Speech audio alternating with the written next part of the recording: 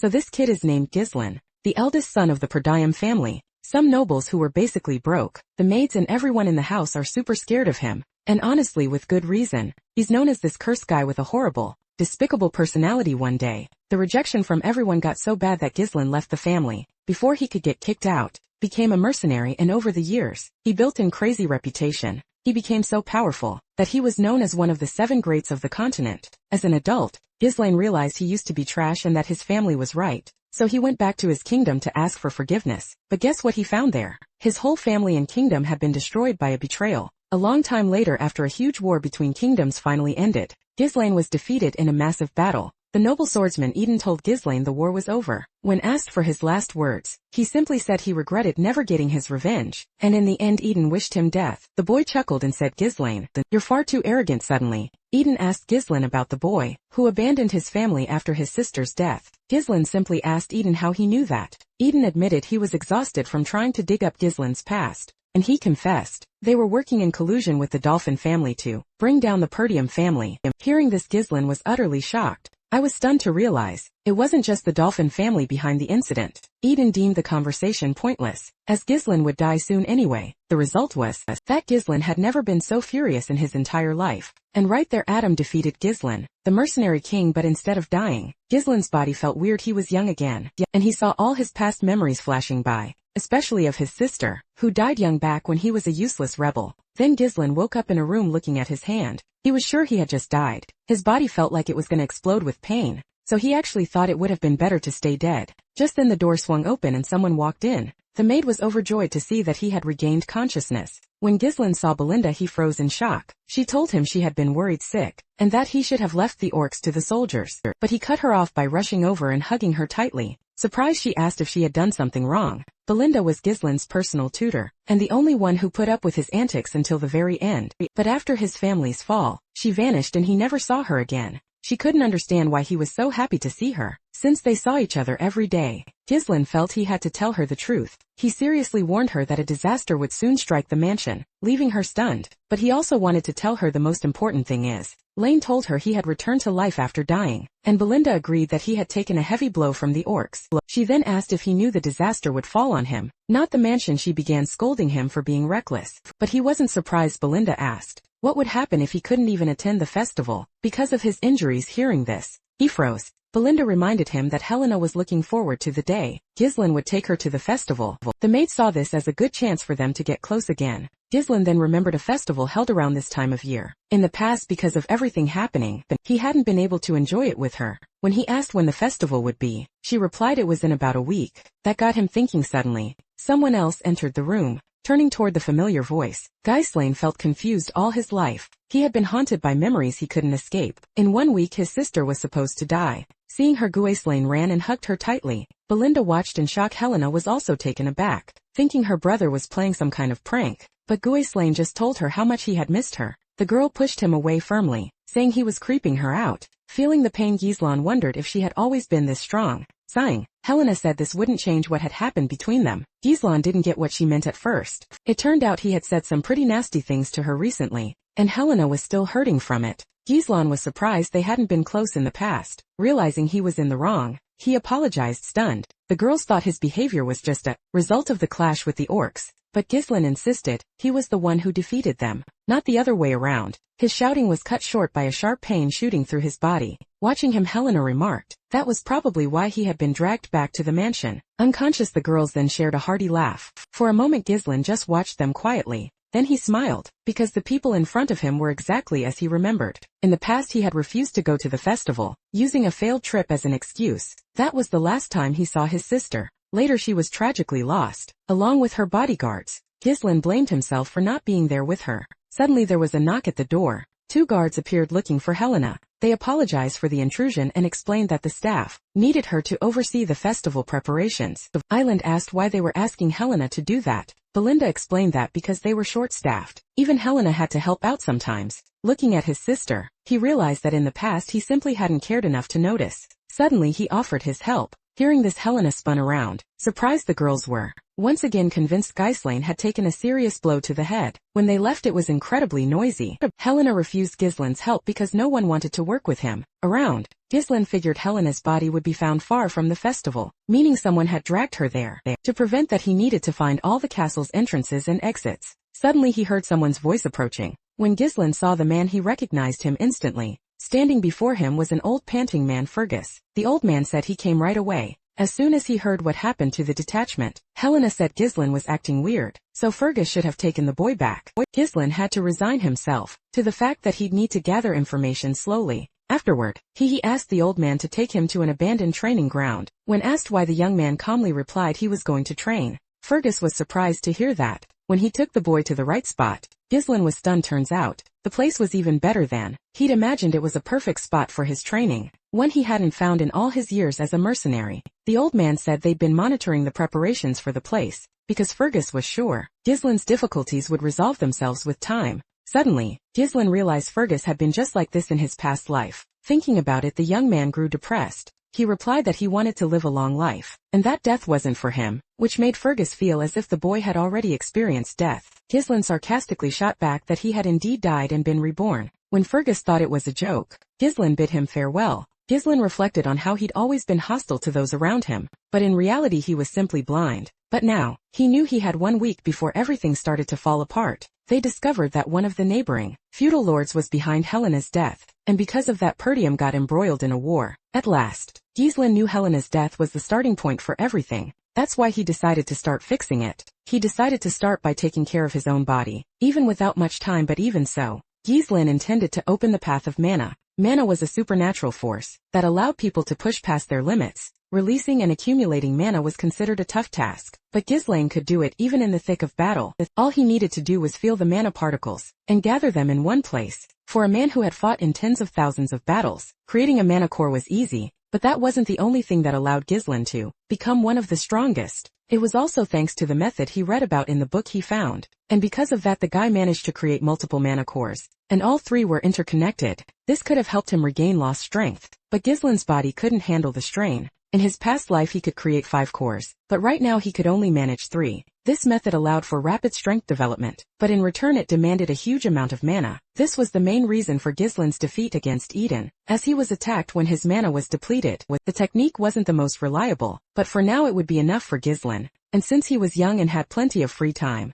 he was determined to chop off Eden's head, and also deal with the Dolphin family and their goons. Ghislaine was going to destroy them all. A week later a festival took place and Ghislaine showed up armed. Helena was surprised to see him. She found it odd that her brother had come to an event like that for the first time, but he had to go since he was a family representative. Helena noticed he had changed and already knew he'd been training all week. The young man asked what was wrong with the family air training, and Helena reminded him he'd said the exact opposite earlier. Ghislaine was taken aback when she mentioned he wanted to become a lord. Without ceremony, with a smile, Helena went on to say that her brother's changes only made her happy. It even seemed to her that the old Ghislaine had returned. Hearing this, the young man was surprised and fell silent. He'd actually figured something out this week. Because of the changes in his behavior, the present and future had also started to shift. Major events were unlikely to change, but he couldn't predict how his actions would affect the smaller ones. He was forced to use his knowledge of the future and devise the most effective plan for each situation. He also braced himself for what was about to go down. He spent the entire night walking with Helena as she sampled street food. Most of the time he just went wherever his sister dragged him. Elena loved everything, even though after so many years, the festival had started to get boring. However, Ghislaine thought nothing bad had happened yet, even though the festival was almost over. Suddenly he heard voices. The arriving knights said a new kind of entertainment had popped up not far from there. Helena agreed to go, hoping it would be fun, and in that moment Ghislaine realized who was behind it all. It turned out his family had been harboring snakes. Philip and Jamal enjoyed unconditional trust, as they'd protected Helena since birth. Soon the knights led Helena to the spot they'd mentioned, but it turned out there was absolutely nothing there. Helena was surprised to see how anyone could have fun in such a miserable place. Jamal asked them to wait, promising everyone would arrive soon, but Helena was indignant at the idea of no one showing up. In a place like that, paying almost no attention to them, Ghislaine was lost in his own thoughts. At first glance it looked like an ordinary alley, but there were blockades cutting off escape routes. The boy's thoughts were interrupted by his sister's sudden voice. Jamal asked Helena to wait, but she grabbed Ghislaine and was about to leave. Then her brother was outraged by his sister's strength. Since Helena was looking at Ghislaine, she didn't notice someone blocking her path and bumped into him. Philip asked Helena to wait a little longer, but seeing his strangely abnormal face, the girl got scared, so she told the knights they were weird, and asked what was wrong with them. Then Jamal told her they didn't intend to scare her, and then he went on to say they simply had a request. Hearing that, Helena started to feel afraid. At that instant, another person appeared ahead. He arrived accompanied by two other people whose faces were hidden. When Frank arrived, he said the job was clean. As expected, Jamal said they'd done what was necessary, so it was worth sealing the deal. But at that moment, Frank turned his attention to the boy next to Helena. He recognized Ghislaine immediately and said he hadn't hired that guy. Jamal said Ghislaine was an added bonus as he'd come along with them. Then Ghislaine cut into the conversation and asked Jamal why he thought he could trade them so easily. The knight advised Ghislaine to worry about himself, as they would simply make a run for it. Then he admitted they were already tired of these poor lands. Besides, he knew everyone was fleeing those lands. Ghislaine got sick of hearing the traitor and decided to jump into battle, taking advantage of the element of surprise. As blood gushed from his mouth and wound, Jamal merely let out a choked cough. Everyone else was stunned by the unexpected attack. As the traitor's body split in two, Ghislaine said that, at least the others hadn't bargained with other people's lives. And then he turned to Philip. Terrified, the knight grabbed Helena and prepared to draw his weapon. But right in front of him, Ghislaine launched the first attack, killing the enemy instantly. Before he died, all he could gasp out was that it was unthinkable. His lifeless body then slumped to the ground. The other bandits started muttering about how the eldest son of the Perdium family had never even trained, but their leader was dead. Certain it was Ghislaine standing right there. The two knights were distracted, but even then the guy's attacks were absolutely stunning. Helena, trembling with fear, demanded to know what was going on, but Ghislaine didn't even bother to answer his sister. With one swift, brutal move, he simply knocked his sister out cold. He scooped her up and gently laid her down on the ground. When they thanked him for doing their dirty work, Ghislaine finally turned. The man said they wanted to get rid of the knights regardless, adding that Ghislaine was nothing like the rumors. The bandit then suggested Ghislaine was deliberately hiding his true skills. Ghislaine drew his sword and asked what any of that had to do with them. Gripping his sword, he mentally noted there were only 3 opponents left. The two behind him posed no real threat, but the leader himself was radiating immense mana. Because of this, Ghislaine decided it was best to deal with him swiftly. Before that, he demanded to know who gave the order, but the thief just sneered that the dead didn't need to know. Ghislaine wasn't surprised by his answer at all, but after that, he was absolutely determined to make the thief spill everything. The man then ordered his men to capture the boy alive, but to break his limbs, ensuring he'd go mad with utter helplessness. With a chilling smile, the man declared that to forge a true masterpiece, one must first learn a lesson through pain. As soon as they got the order, the two thieves lunged forward fast. But before them, Ghislaine remained eerily calm, moving with incredible agility. As the thieves charged, he hurled an object right at them. The thief immediately recognized the firecracker, but as he stared at it, he was slammed in the face. After slicing through the firecracker, Ghislaine plunged his sword deep into the thief's face. Meanwhile, another thug closed in on the young man from the other side. He tried to strike, but Ghislaine expertly blocked the blow. The moment the sword stopped, Ghislaine twisted his arm and snatched the blade, so he turned and took her away. In that exact moment, he brandished his own sword and cut off the thief's head. As he carried out the attack, he heard a whistle coming from above. When his men were eliminated, their leader decided to intervene in the fight, but reacting to his approach, Ghislaine blocked the blow again. The man didn't understand how the other guy could block the blow if they were approaching him from a blind spot. Turning around, Ghislaine prepared to attack. Due to his own confusion, the man didn't see the attack, which hit him in the neck. He had a cut on his neck and his pipe was also cut in half, but the man's sword continued to move. Reacting to the danger, the young man blocked the blow. Then the man recognized Ghislaine's strength, because if he didn't have mana, he would have already lost his head. Ghislaine supposed the man must have concentrated his mana around him to avoid serious damage.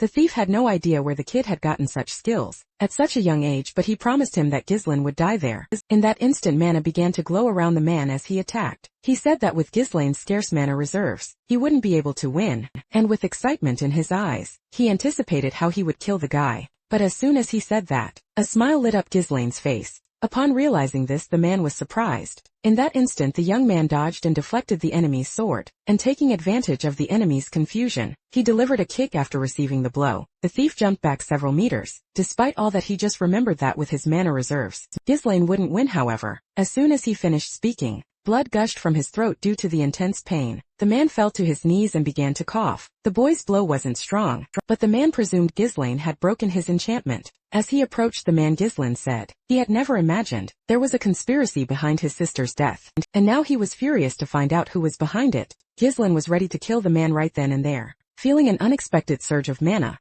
The thief was completely taken aback but his thoughts were cut short when the young man suddenly charged at him. The man had to admit his opponent was fast. Still he managed to defend against Ghislain's relentless attacks, and the fight raged on. Then Ghislain unleashed a devastating blow. With all his might, he slammed both his swords down onto the thief's blade. The man's hands were trembling, even though he was just blocking the attacks. His sword began to slowly crack. He'd never seen anyone unleash mana in such massive quantities before. It was like Ghislain had suddenly transformed into a completely different person. With one more strike, Ghislain shattered the man's sword completely. The attack was no longer blocked and the thief took a mortal wound. Blood immediately gushed from the massive wound. But that wasn't enough for Ghislain. He prepared to strike again. Then he plunged his sword into the now defenseless thief. The man screamed in intense pain from the wounds piercing his body, but Ghislain just pressed his hand against the thief's throat and shoved him back. Then he calmly invited the man to continue their conversation. Without even flinching, Ghislain demanded to know who had ordered this attack, but the thief refused to give up so easily, and pulled out a hidden knife. His real target, it turned out,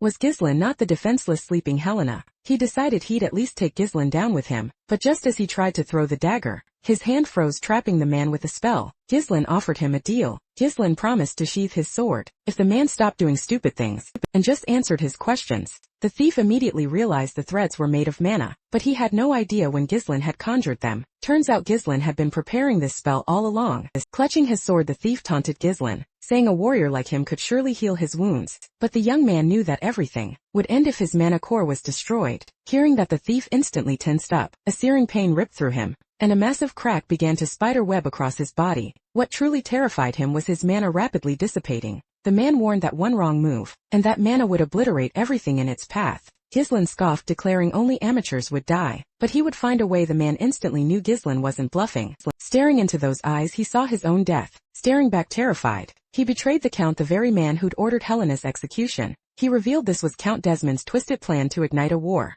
Ghislain, however, remained utterly unfazed. In a past life, all the dirty work had always been dumped on the Duke's allied families. Ghislain asked if that was why they needed Helena, and the man confirmed it. But as he did, the man plunged the sword even deeper. Coughing, the man choked out, demanding to know why Ghislain had broken their agreement. Ghislain let out a low, chilling chuckle, remarking that the thief had killed many, but now facing death he'd become a coward himself. But the man was utterly shocked to hear laughter in response. He insisted his death wouldn't change a thing, and the degrade's issue was already settled. But Ghislain forcibly silenced the thief, then decided to explain something. The guy chuckled, claiming he'd been reborn after death, and this time everything would be different. The moment he finished speaking, he made the man feel intense pain once more. Just as he'd said, the mana erupted, but Ghislain stood completely unharmed. Gasping for breath, Ghislain turned his head. There he saw Helena deeply asleep on the floor. Tossing the sword aside, the man leaned his head back and let out a heavy sigh, but in that very instant he felt blood surge up his throat. Ghislain collapsed to his knees and vomited.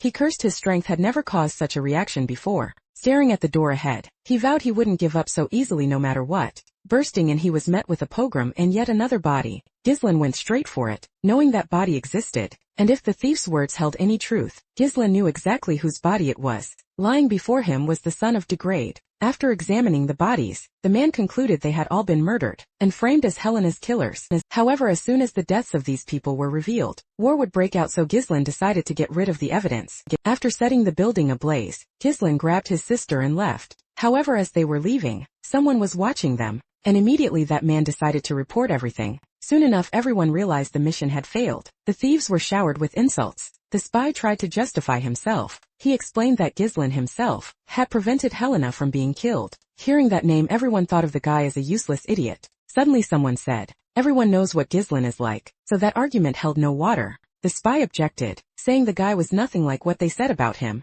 The rumors were completely different from reality, but the spy suspected there was someone else in the boy's body. He immediately changed the subject, talking about Degradov, and said it wouldn't be hard to start a territorial war now. The spy begged for another chance, but everyone considered him helpless and decided to get rid of him. Suddenly an imposing voice interrupted everyone. The man asked what kind of chance the thief needed. Then he promised he'd get rid of Ghislain. He said he'd personally fight the guy, because he had an ace up his sleeve. Hearing that, everyone was involuntarily intrigued, and they were talking about Cain Lodges, who was famous for his fencing techniques. Since Cain was Ghislain's cousin, it wouldn't be hard to pit the two against each other. Hearing that, everyone was surprised but remained silent. Only the one with the greatest power decided to speak. The man warned that if the thief failed again, there wouldn't be a next chance. Upon arriving at the training center, Fergus wanted to invite the young man to lunch, but suddenly the old man saw a brilliant light before him. A sudden light appeared, engulfing the sword that was leaning against the wall, and then he began to carry the sword into the training hall. Ghislain effortlessly intercepted the sword. He gave it a few swings, concluding it wasn't half bad. Just then he realized someone had entered the room.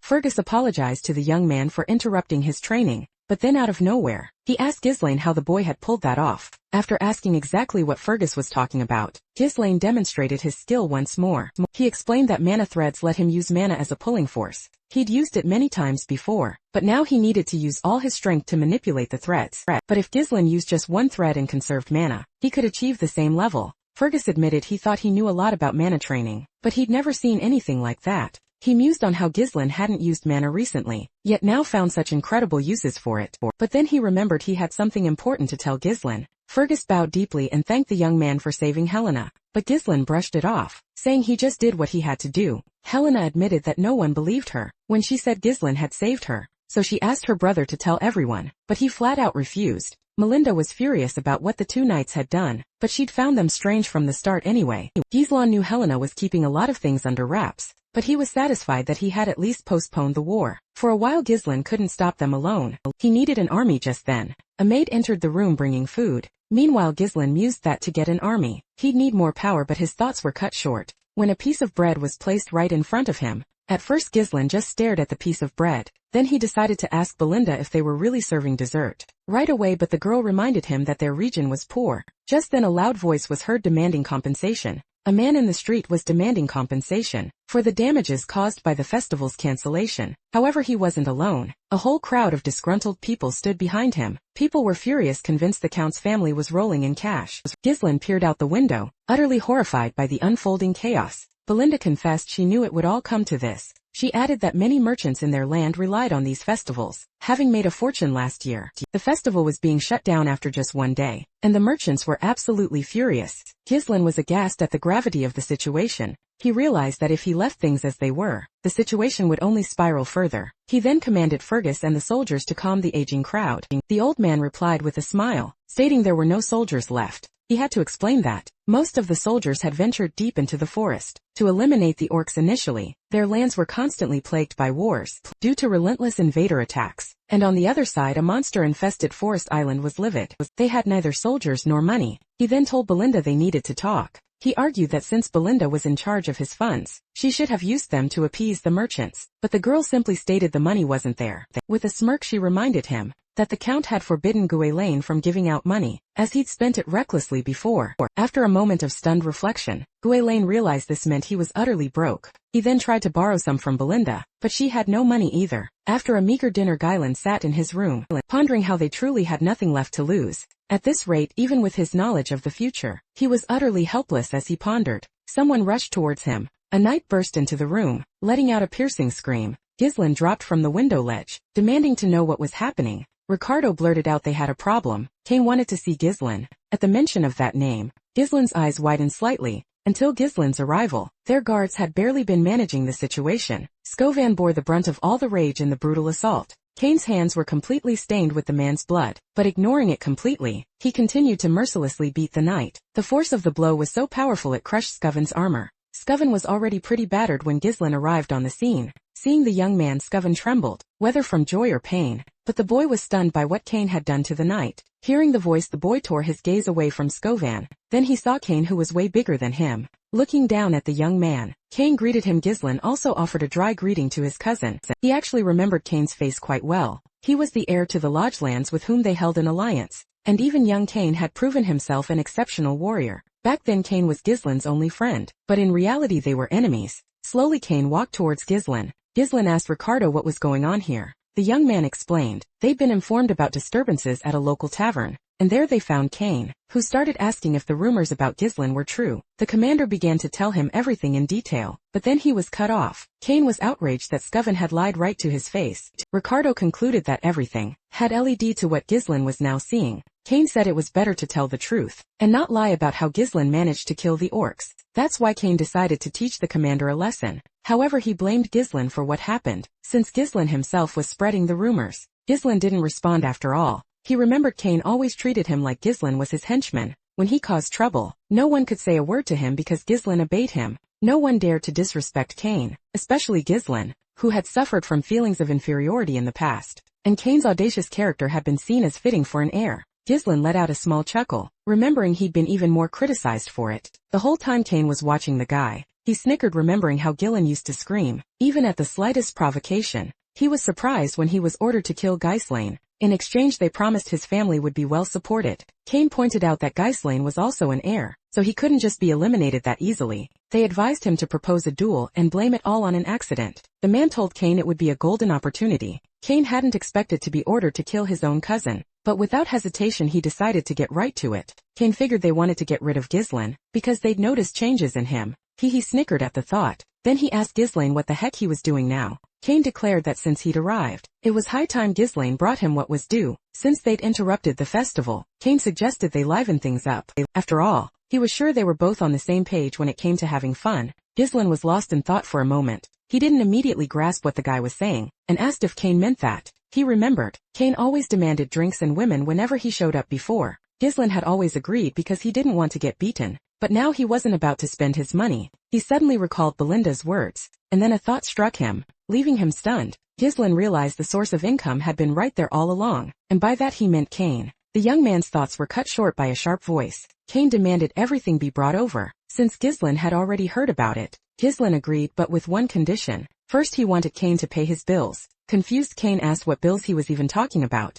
With a smirk, Ghislaine said that with interest, Cain would have to cough up 1,000 gold pieces. Cain retorted, saying Ghislaine should have thought he was dealing with a friend, but Ghislaine shot back that he was simply wiping his feet on him. Ghislaine demanded the money be given to the boy, until they forcibly ripped it from him. At that moment the situation got super tense. Ricardo couldn't understand why Ghislaine was acting like that. Right in front of him, standing up, Cain declared, Ghislaine was mistaken if he thought he could be so insolent. And he added that Ghislaine hadn't gotten stronger by just spreading rumors about his victories. He squeezed his hand and said, everyone considered Ghislaine useless because he only spouted nonsense. So Cain decided to jump into the fray. But Ghislaine remained calm right in front of him. He easily dodged the punch. Cain immediately threw another punch, but only hit air when Cain left himself open. Ghislaine managed to land a hit on his side. The blow was pretty strong and left Cain stunned. Then Ghislaine attacked again, but Cain had already managed to block the kick. Seeing this, Ghislaine was a bit surprised. Suddenly the man collapsed to the ground screaming loudly in pain.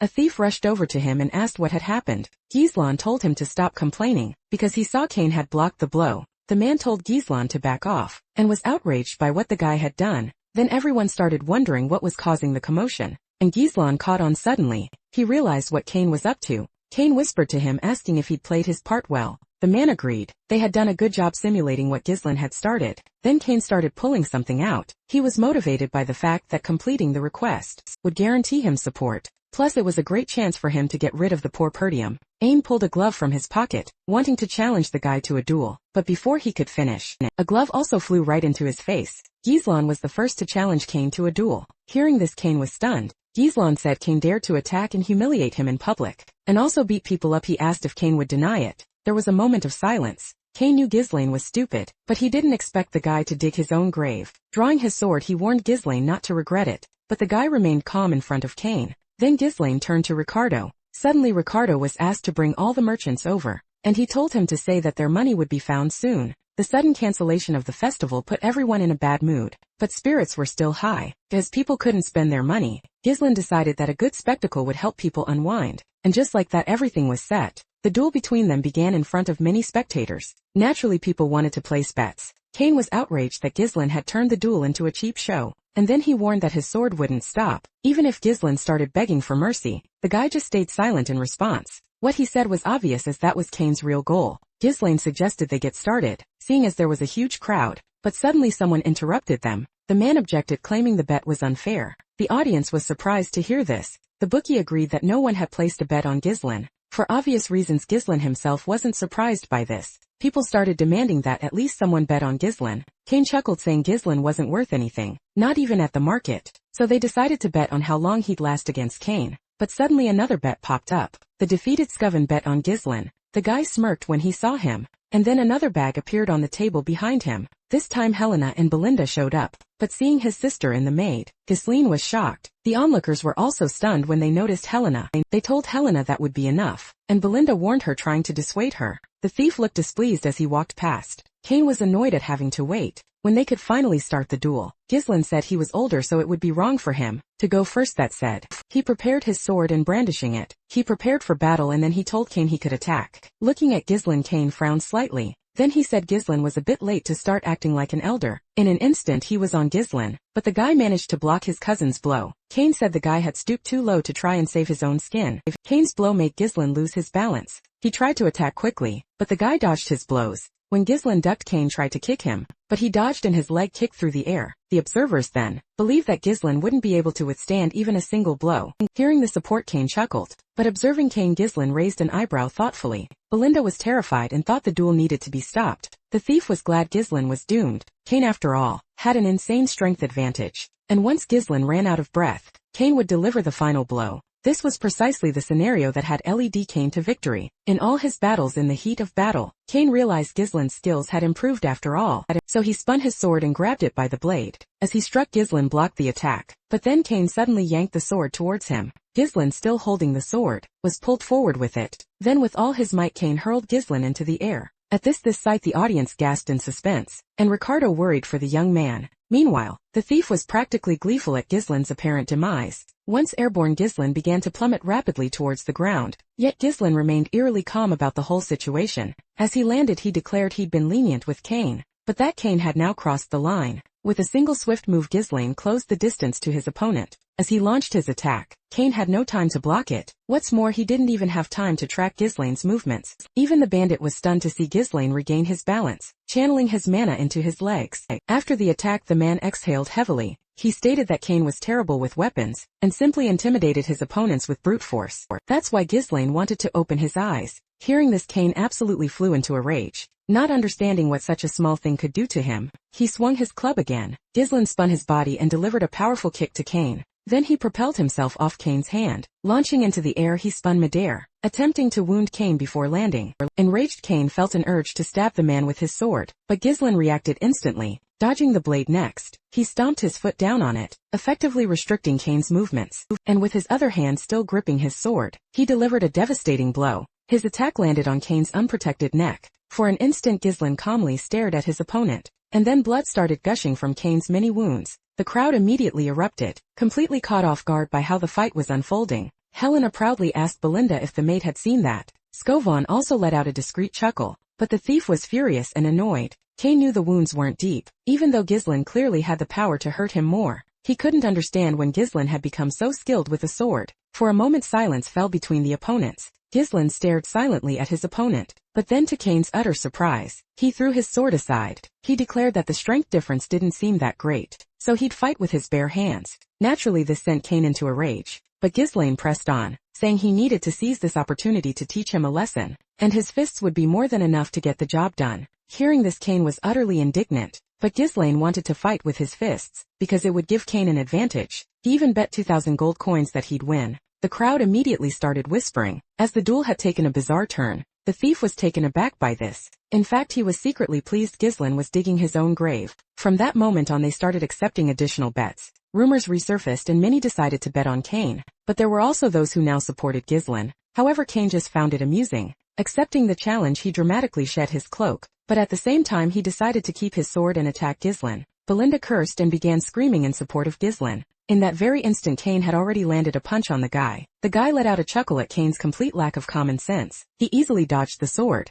As this unfolded, Cain prepared to kick. However, reacting swiftly, Ghislaine rapidly shifted his stance. At the same time, he landed a punch on Cain's leg, and then he prepared to strike again. This time his fist connected with his opponent's chin. Cain reeled back in intense pain and crashed to the ground. He couldn't fathom where Ghislaine could have learned to fight like that. Crowd began to roar, and more people started believing in Ghislaine's victory. Meanwhile, the guy was telling Cain to get up because the fight wasn't over yet. Cain gradually started losing his patience. He rose from his seat and charged towards the young man. Cain continued to attack with his sword, but Ghislaine still expertly dodged the blows in the heat of battle. He couldn't understand why until recently. Ghislaine hadn't even dared to look at him, but now on the contrary, Ghislaine was proving to be stronger. Twisting Cain's arm, Ghislaine delivered a knee strike to his side. Cain was already severely wounded, but he still believed he needed to kill Ghislaine, for the sake of his family's future. However, he could do nothing against Ghislaine and simply took his blows. After some time he was battered and trembling in pain. Then Ghislaine approached him and grabbed him by the hair.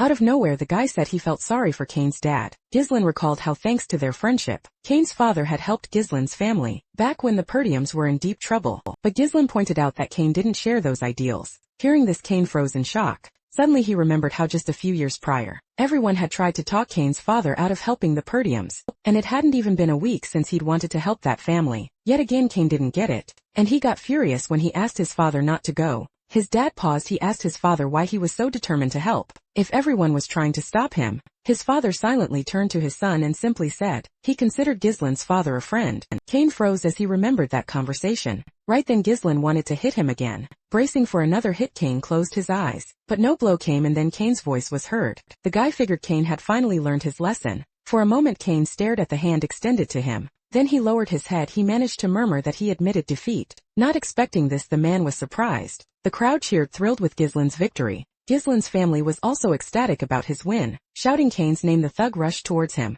He was furious that he trusted Cain and now he was just giving up. But Cain just told the man to screw off and added that he was leaving. The man was enraged, calling Cain a coward. Just then Ghislaine appeared behind him and spoke to the man. Ghislaine smiled and said it was time to collect what was his. The man didn't immediately grasp what he was talking about. Then Ghislaine announced loudly that the man had offered to pay for everyone's meat and drinks. Hearing this, the man became even more indignant. He indignantly declared that he hadn't given his consent, so Ghislaine should take back what he said. But Ghislaine simply placed a hand on his shoulder. Ghislaine said this was the price of defeat, and it wouldn't even count towards the bet. Ghislaine reminded him that they still had to leave 2,000 gold coins on top, and immediately after, he suddenly hinted at what would happen to the man if he dared to try and escape. Seeing the formidable Ghislaine, the man was terrified. Once he agreed to pay, Ghislaine left him and walked away. The next day Ghislaine had the money. He figured with that he could hire a small detachment of mercenaries. But since it would take too long to earn enough money, that plan didn't work out for the guy. Suddenly Belinda and Helena appeared in the room. Ghislaine looked at them and asked what was up. Helena sarcastically asked what Ghislaine planned to spend it on. And when her brother asked if she needed anything, Helena replied that she was just asking. Suddenly, Belinda chimed in saying it was obvious where Ghislaine would spend it. She went on saying Lady Amelia's birthday was coming up, and Ghislaine probably wanted to buy her an expensive gift. While the girls chattered on about it, Ghislaine himself remained silent. In fact, he was surprised he even had a fiancée. So the guy decided to ask directly about it. Belinda thought he was faking it on purpose, but Helena replied that he was talking about Count Reifold's daughter. Hearing this, the guy was even more stunned. But at that moment he finally understood who they were talking about. Amelia was loved by everyone for her kind nature and good deeds. In the future she would lead a rebellion in the north, and be known as the Witch of the North. She also took part in Delphine's plan to overthrow the Ghislaine family. The guy was furious just thinking about this traitor. He asked when his father would be back, and was told he'd return in about a week. Aylan figured that would be enough time for him. He was going to visit the Reifords, but Belinda didn't understand why, since Amelia's birthday hadn't arrived yet. He simply replied that he wanted to collect some debts. Meanwhile, Amelia's daily life continued as usual. She had just received new shoes, and she offered them to a common village girl. The girl was deeply moved when Amelia offered her the new shoes. Amelia replied that, if anyone had the right to walk barefoot on her lands, it would be her. Then she ordered the guards to provide shelter and food for the people. As the guards began to carry out the order, a noise was heard stepping out. Amelia was met with a chorus of thanks. Back home her legs were tended to, and Bernard showered her with praise for a job well done. The girl then blurted out that her father always demanded absolute obedience, but she knew most people followed those who offered shelter and bread. Bernard replied that since she'd won so many hearts, he'd definitely give her the push needed to swing the inheritance dispute in her favor. The girl stared at him silent. Then she delivered a swift kick to his face. She demanded to know about that duel against the Northern Swordmaster. Bernard apologized, explaining that if he'd won, he could have lured the man to their side. He then kissed her foot, vowing his sword would always serve her. But she simply asked if this was how she'd raised him. He gripped his chin hard and told Bernard not to be a weakling. He also reported that the Merchant Guild had bought all the materials for the checkpoint's construction. They'd even bought off all the soldiers and knights who'd abandoned the Perdium lands. Amelia praised him, telling him to keep up the facade of a regular merchant guild. Suddenly their conversation was cut short by a servant. The servant announced a message from the gatekeepers. Gislan had arrived for a visit. Amelia, displeased, demanded to know what that limping fellow was doing here. The servant hesitated, unsure how to answer the girl.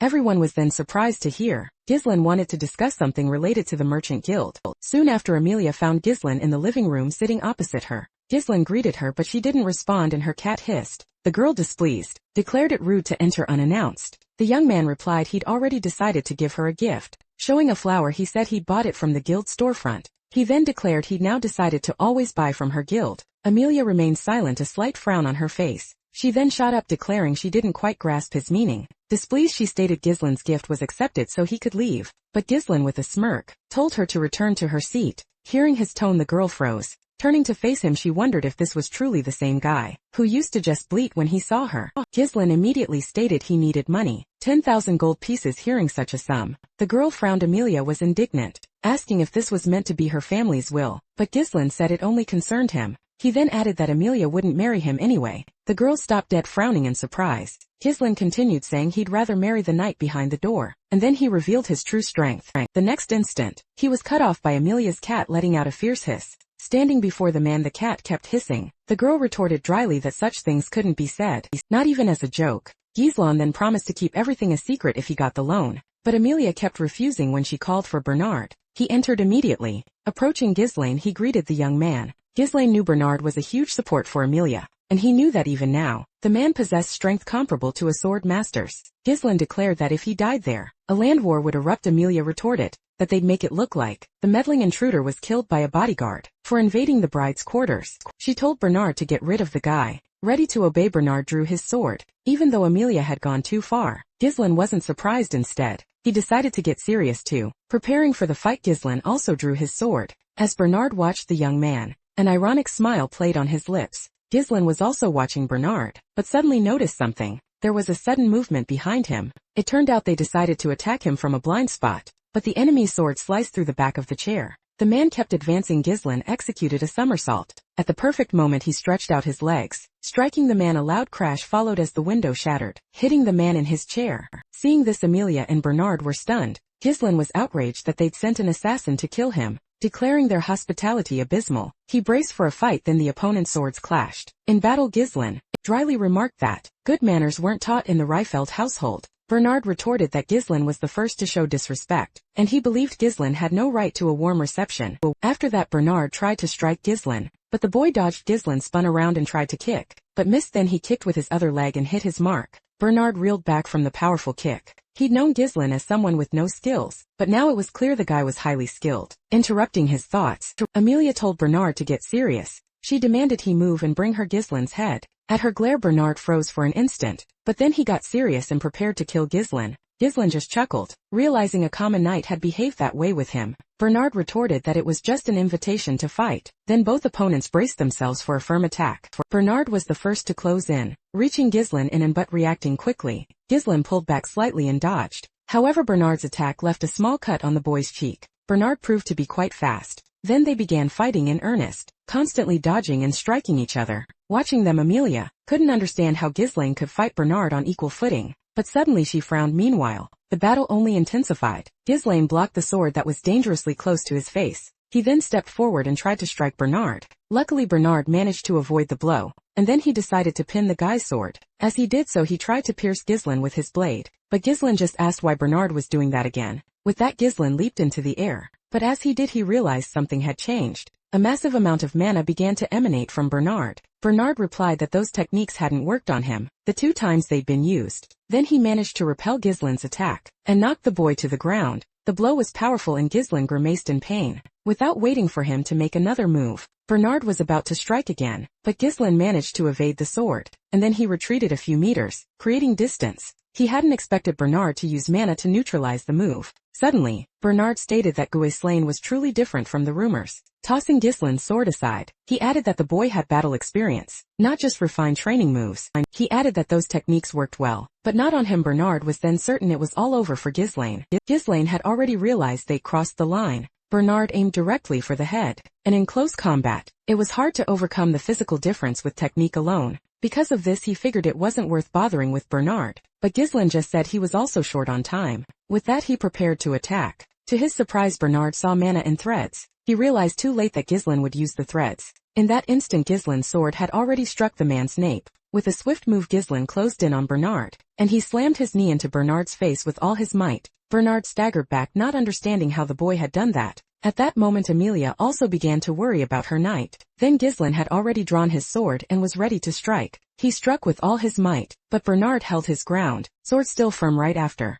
He immediately spun around. He managed to fend off Ghislaine for a brief moment. Shaking off his attack Ghislaine quickly regained his balance. Landing firmly Bernard then urged the girl to get out. After all he couldn't guarantee her safety anymore, and was about to pull out all his trump cards. Ghislaine conceded this was the proper way to fight him. The guy admitted it had been ages since he'd faced a worthy opponent. Hearing Bernard Amelia started to flee. She was absolutely furious that Ghislaine dared to humiliate her. She kept thinking someone had leaked info about the trade guild, and thanks to the rumors about Ghislaine, she just assumed he'd gotten lucky back then. But now she realized just how wrong she'd been about him. She wondered aloud what the guards she'd stationed were even doing. But as she rounded the corner, she saw all her people had been utterly defeated. A girl stood in the middle, turning at the sound of her voice. Seeing Amelia, Belinda greeted the girl. Amelia demanded to know who she was. The girl simply told Amelia to shut up. In that instant she suddenly appeared behind Amelia. The knife pressed against her throat, left Amelia utterly bewildered. After ripping off the spider, Belinda was surprised Amelia was still wearing it.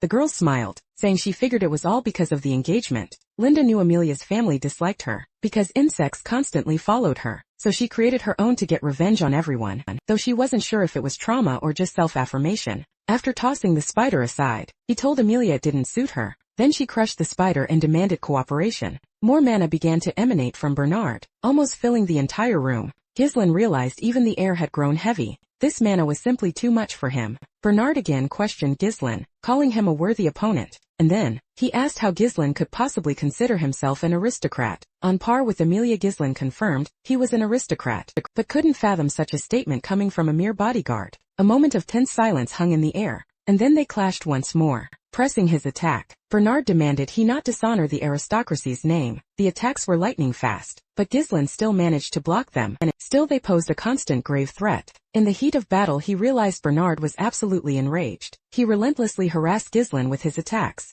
but eventually the guy had enough. Gripping his sword tighter, he finally knocked Bernard's blade away. Then he delivered a powerful blow, ready to strike the man down. But Bernard reacted, deciding to counterattack. In doing so he disarmed his opponent. Ghislaine was stunned by the force of that last strike, and then Bernard declared that would be Ghislaine's final attack. In that instant his sword was pointed directly at Ghislaine's neck, but for some reason his face twisted into a confused expression. It turned out Ghislaine was prepared to injure himself, intentionally using his shoulder to deflect the blade. Capitalizing on the other's confusion, Ghislaine attacked back. Bernard was irritated with Ghislaine. There was never a moment to relax, but he managed to deflect Ghislaine's sword once more, and then he kicked the guy hard in the side. The man declared there was a huge difference between someone experienced and someone who just brandished a sword to show off. Ghislaine slammed his back against the wall with full force, but he could still keep fighting. Ghislaine analyzed that Bernard's speed and attack sequence allowed him to control the battle's flow, and in a direct clash it felt like their blades were locked. Unable to be separated, Ghislaine knew that with the mana he currently had, he couldn't beat Bernard, but that was only about the mana Ghislaine had. At that very moment he realized Bernard was missing one crucial thing. After all, Bernard had no idea Ghislaine possessed a unique mana cultivation technique. The moment he started using it, Ghislaine's speed skyrocketed, and in an instant he was right beside Bernard. Their swords clashed again, a furious dance of steel, but just moments later, Ghislaine managed to disarm his opponent. When it happened, Bernard was utterly stunned. I couldn't fathom where this guy pulled so much mana from. In the middle of their fight, as the tip of his sword touched Bernard's head, Ghislaine stopped just then. Belinda and Amelia walked into the room. Amelia told Ghislaine he could take the money and leave. Ghislaine shot back, asking why she couldn't just give him the money when he'd asked nicely. With that he pulled his sword away from Bernard. Belinda scoffed, saying this couldn't even be called a lover's quarrel. Ghislaine simply replied that they just didn't see eye to eye on the matter. Then he dropped some bad news on Amelia. After all, he'd now settle for nothing less than 20,000 gold pieces. As Ghislaine walked out, a commotion erupted in the palace. In a fit of rage, Amelia continued to smash everything around her.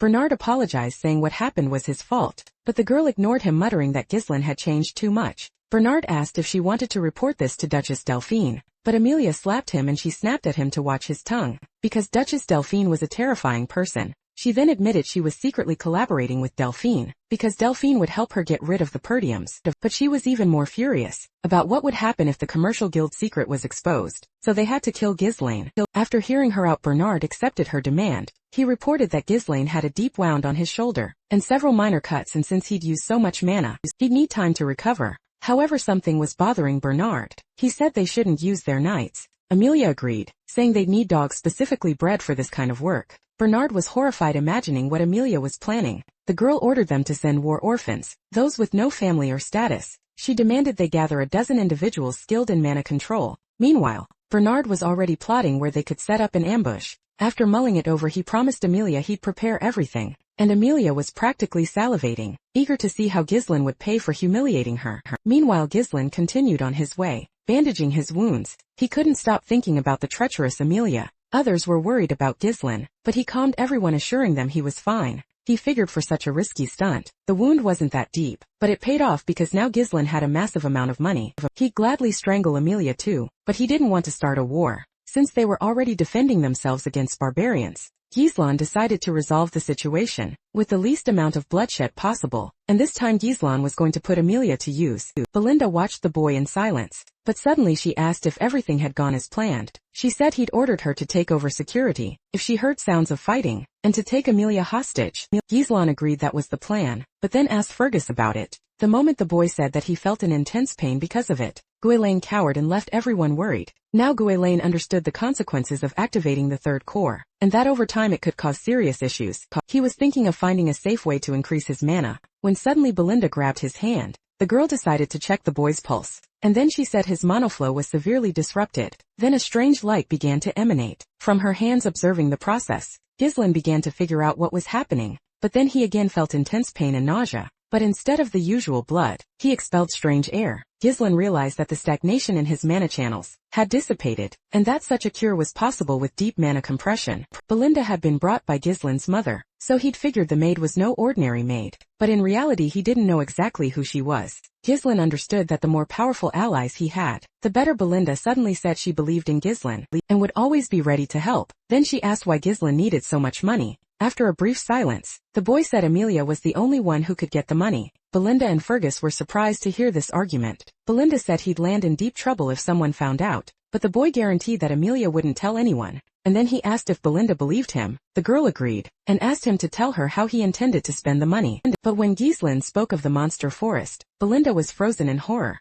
Ghislaine stated gravely that they needed resources to clear the forest. Fergus found that unthinkable, as they had tried to clear the forest for ages, but to no avail, cutting him off. Ghislaine asked what had happened to the request he'd made before he left. The old man looked a little confused by that question, and then he replied that the person Ghislaine was talking about was right there. Ghislaine replied that he would head there right away, but Belinda insisted on going back home, and Ghislaine reminded him that Amelia wouldn't let any of this slide. Belinda said she and Fergus had a good fight, but the boy shot back that circumstances had changed, and now Ghislaine wanted to track down a responsible commander. That's why they had ventured into the desolate wilderness. Place looked deserted and no one answered the door, but they were definitely in the right place. Suddenly the door opened and a man appeared covered in a thick beard. He asked who was there. Upon seeing him, everyone but Ghislaine was stunned. Belinda said the man looked like a wreck, and definitely not a responsible commander. However, Ghislaine replied that he was the very man, standing right in front of them. As he slammed the door shut, the man told them to leave and not waste his time.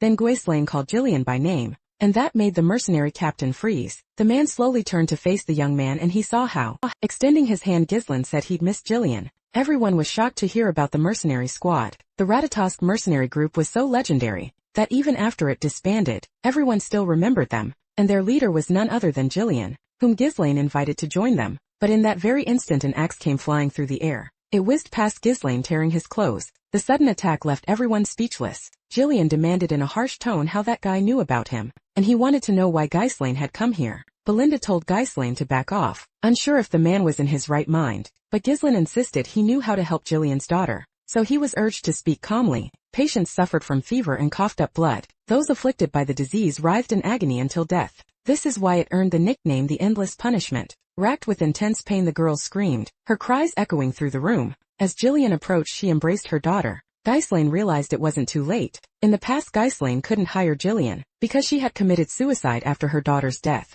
and judging by the state of the place, it was clear Jillian had spent all her money on the girl's treatment. The girl screamed that she wanted to die. Unable to endure the agony, Ghislaine realized there was no time to lose, and decided to start the treatment, but suddenly someone stopped him dead. Belinda told Ghislaine to leave. He questioned how they could possibly help, when even the priests had failed, but Ghislaine broke free, declaring he was the only one who could help. Then he asked Belinda again if she believed him. Hearing the question again, the girl was confused. Island then handed her a note, asking her to buy everything listed on it. The girl was stunned by the note's contents. This disease was thought incurable, but a cure would be discovered in the future. Since the topic had been widely discussed, Ghislaine remembered the antidote's preparation in vivid detail. The only problem was the ingredients were expensive, but they had the funds, so Ghislaine began to concoct it, and when he finished he handed the medicine to the man. Ghislaine simply stated that Rachel needed to drink it. Without hesitation, Jillian gave her daughter the antidote. First nothing happened, but soon the spots on her skin started to vanish. They were getting fewer and fewer, and the girl's face took on a calm expression.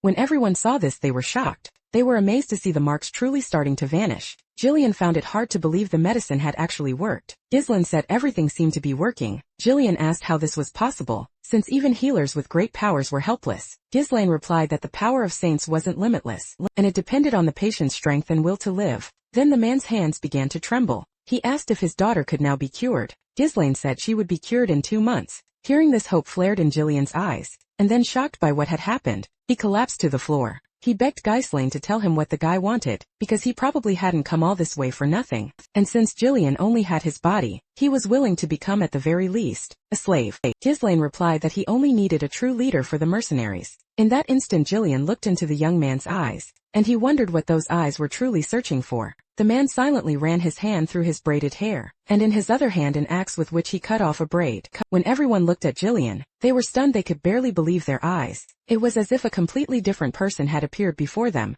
Turning around, Jillian headed to the other side of the room, and he asked if there was anyone else with Ghislaine, perhaps enemies. Ghislaine replied that everyone who came with him was inside the room. Then Jillian asked if Ghislaine had anyone who envied him, and the guy shot back that there'd be even more of them coming. Jillian snatched the spear and hurled it against the wall. The spear ripped a massive hole, flying straight into a tree. Then Jillian yanked the rope tied to the spear. With that, he dragged the spy right in, and as he grabbed him by the neck, the man let out a choked gasp. Jillian demanded to know who sent him. The man simply said it was impossible. Jillian then asked what to do with the man, but Ghislaine told him to keep quiet, since the kid had already figured out who sent the spy. Ghislaine admitted he didn't want to get his hands dirty today. However, the man stopped him. Jillian declared he'd handle it himself. With that, he squeezed the man's throat and ended him. When it was all over, he bowed to Ghislaine. Belinda noticed there was no hesitation in the man's movements, but she couldn't understand why Ghislaine needed such a fierce man. Meanwhile, Jillian swore his life now belonged to Ghislaine. Ghislaine replied he'd be counting on the commander. Before long, Ghislaine's envious rivals learned the reconnaissance squad had been wiped out,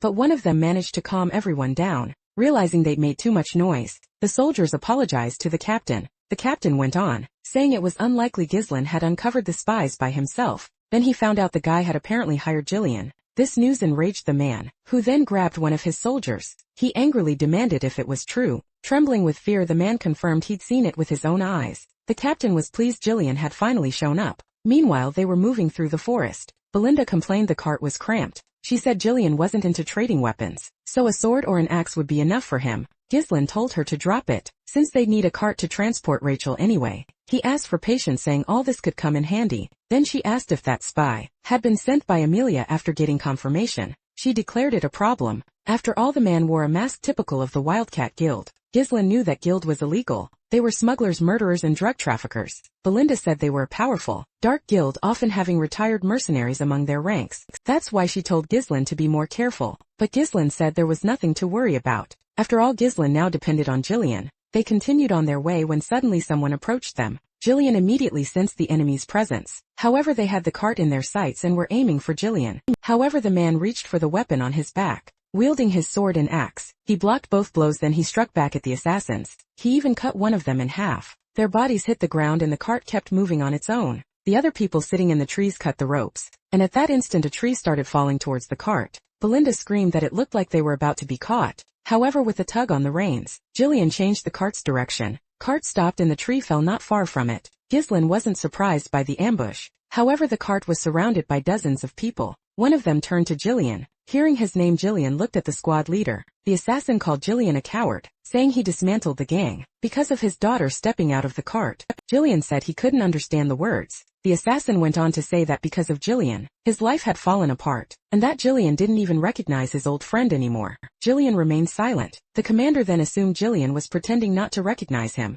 so he ordered his men to join the fray. Ghislain offered to help, but Jillian refused. As everyone attacked the man, a huge amount of mana began to emanate from him, and in an instant he wiped out all the enemies. Undeterred, the others kept advancing. Blocking the weapon, Jillian used an axe to open up the assassin's body. He cut off the next man's hand and struck him in the neck with an axe. He also easily blocked the next assassin's attack, and with an axe swing he chopped off his own hand. The captain realized that Jillian's strength hadn't faded. Next he ordered the detachment to split up and approach from two sides. In response, Jillian mounted his horse. As everyone watched in confusion, Jillian grabbed the weapon that was on the horse, and then brandishing his axe, he charged forward to give the blow more force. He gripped the weapon with both hands, and he attacked several people at once. Then one of the thieves said someone should scare the horse, but without giving them any chance, Jillian kept slaughtering them all. Seeing this, Belinda was even a little horrified at that moment. One of the assassins decided to attack the man from above, but reacting quickly he covered himself with a shield. The captain declared that Jillian couldn't possibly interfere with the life of the person he was already destroying, and then he swore to kill the man.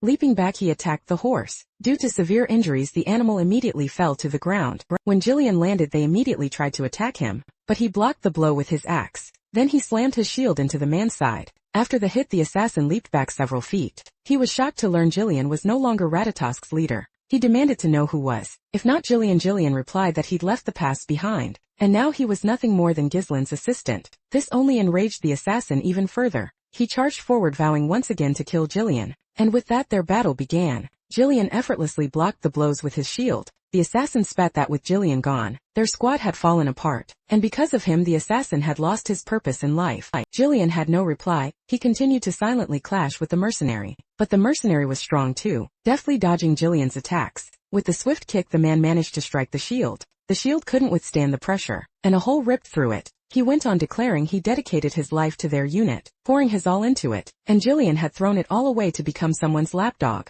For that the assassin could never forgive his former comrade. With that he glared daggers at Jillian. His shield useless, Jillian began to retaliate with his weapon. As he dodged the blades, the assassin suddenly appeared right in front of him, but Jillian reacted fast, pulling back and evading the strike. Jillian tried to attack, but the assassin deftly dodged that too. Meanwhile, the assassin stared at Jillian like a madman. He admitted Jillian used to be strong, but while Jillian was busy worrying about his daughter, the mercenary had been relentlessly honing himself. Now Jillian was no match for him. The assassin then kicked the blade stuck in the ground, sending them flying and pointing them right back at Jillian, but he blocked them with his hand. As he did, the assassin closed in on Jillian again. Sensing his presence, Jillian tried to attack, but the assassin managed to jump and dodge. As he attacked Jillian, the mercenary wanted to end it. However, Jillian intercepted the knife with his bare hand. Finally, he asked if that was truly the only reason for his revenge. At that moment, the mercenary realized Jillian hadn't been fighting with his full strength the entire time. As he thought this, something heavy slammed into his face. The blow sent him flying backward.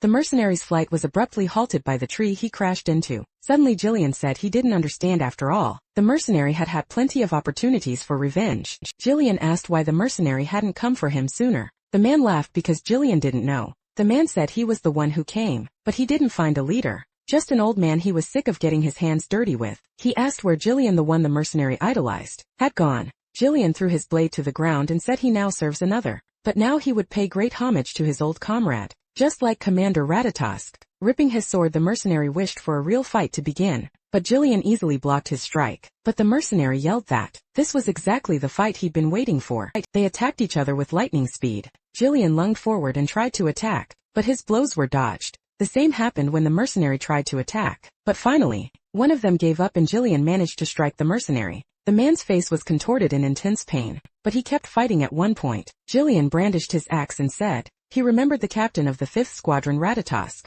and he even addressed Vigo by name. Hearing this, the man smiled. After that, Jillian killed him. For a while he stood over the body of his fallen comrade. Suddenly someone praised him for his efforts. Belinda and Ghislain approached him, and the girl chattered that they'd make good money selling these things. Jillian apologized for dragging out the fight, but to Ghislain it meant nothing. In fact, Jillian had exceeded all his expectations in the past. Stories about Jillian began by describing his rise as the king of mercenaries. Suddenly he asked Jillian if he remembered that man. Jillian confirmed it was his old comrade. Hearing the word comrade, Ghislain pondered suddenly. He wondered what his comrades were doing now, since before meeting them, each had their own life. One day, Ghislain would gather them again. 2 days later they arrived in the lands of Perdium. Jillian asked if these were the same lands, and Ghislain confirmed it briefly. The guy thought it was good to be able to return to something, because in the past he didn't have that. Jillian kept looking at Ghislain, but remained silent. Then Ghislain asked the man what he thought of his lands, and he replied that they weren't bad, and Ghislain agreed they were terrible. Jillian had heard these lands were constantly at war with barbarians, but everything turned out worse than he expected. Ghislain wanted to solve these problems, so he asked Jillian for help. The battle promised to be long, but the young man was determined to restore the lands. Suddenly Belinda saw something ahead and screamed. Looking at the horizon, Ghislain's gaze also took on a touch of surprise. Ahead of him he saw the man who was his father. The councils discussed the best way to utilize the available forces, but some believed the Rayfords were useless, as they reported them attacking soldiers. Island listened to all this conversation in silence and with a smile. He thought nothing had changed. Even though he was a young gentleman, he had decades of experience, and the guy told everyone they had worked hard. And then he turned to his father. His father looked sternly at his son. Ghislain remembered that as a child, he was afraid of his father because of his stern expression, but now he understood why his father was like that. It was due to the sheer weight of responsibility his father bore. His father asked where Ghislain had been for a week. The guy replied that he had gone to visit the Rayfords. His father asked if he had caused any trouble, but the boy said no. Then suddenly, a man said that Ghislain had won money in a duel with Cain, and then, the man asked if the young man had already managed to spend it. Ghislain replied that he had simply gone to settle a matter with Amelia. Another man intervened, and reminded him of the responsibility Ghislain had as an heir. Then the count interrupted everyone. Ghislain learned from him that there were still problems. He asked if it was true that Ghislain had killed Jamal and Felipe, who were trying to sell Helena. Ghislain immediately remembered those nights. Another man said that Ghislain probably wouldn't be able to handle them, so he pitted them against each other. The knights were traitors, but Ghislain understood that no one was happy about their deaths. Ghislain said that's pretty much what happened, and the man was satisfied with his own perception. Suddenly Ghislain heard praise. His father said the most important thing was that Helena was safe. Ghislain was surprised, as it was the first time his father had praised him, so he decided to ask his father for a favor. A man said that if it was about money, it wasn't going to happen. Another agreed that Ghislain had too many sins. In his fury he rattled off a list of them, and Ghislain had no comeback because it was all true. Ghislain replied that as a courtesy, he wanted to ask his father's permission, but he would still go ahead with the plan anyway. But he refused to tell Belinda about it for the time being. After all, he knew a leak would cause trouble. He knew the monster forest held a spot teeming with runic stones. This mineral was imbued with magic, driving everyone wild for it. It was often used to craft various tools, basically anywhere magic was involved. Historically, the Delphine family had seized control of its deposits, but knowing all this he wanted to change things. Belinda, however, hated being kept out of the loop. Still, she agreed to follow Ghislain's every word. When he asked to hire an army, Jillian questioned if he was truly sure, warning it would draw unwanted attention. But Ghislain knew just the right people, and even planned to hand-pick them. Jillian immediately caught on to who Ghislain meant. So powerful, these mercenaries would tear you limb from limb if they weren't satisfied. Even so, Ghislain was set on hiring the Cerberus mercenary squad. The very next day they set out to tame these wild dogs. Their camp was nestled on the outskirts of the territory. As Jillian and Ghislain neared the camp, they were immediately spotted. The mercenaries snickered, realizing the travelers looked utterly lost. One of them scoffed, saying they looked like common aristocrats. But when he peered through the telescope again, he saw a sudden jarring movement. Then a blood-curdling scream ripped through the air, seizing the attention of every mercenary. Jillian had suddenly lunged at one of them, seizing him by the head. He began to squeeze the poor man's head with crushing force, but then with a flick of his wrist, he sent the mercenary flying. Seeing Jillian's strength, all the mercenaries grew wary. Sensing something was off with the old man, they drew their weapons and surrounded him. Suddenly someone declared that not even an aristocrat dared to approach them like that. The man snarled that the travelers wouldn't leave there alive, but suddenly the smile vanished from his face. That's because Ghislain stepped forward. The guy asked who was in charge here. Then the man strode towards the young man, addressing the mercenaries. The aristocrat shocked them with his sheer audacity, but finally the mercenary smirked. He declared they were dealing with just another crazy aristocrat, and then he swung his weapon, and he hurled it at the guy with all his might. As the heavy object approached him, Ghislain didn't even flinch, but suddenly the weapon veered off course. That's because Jillian stepped in. The man was stunned to see the chain pierced by a sword. Ghislain had a feeling he wouldn't be taken kindly to.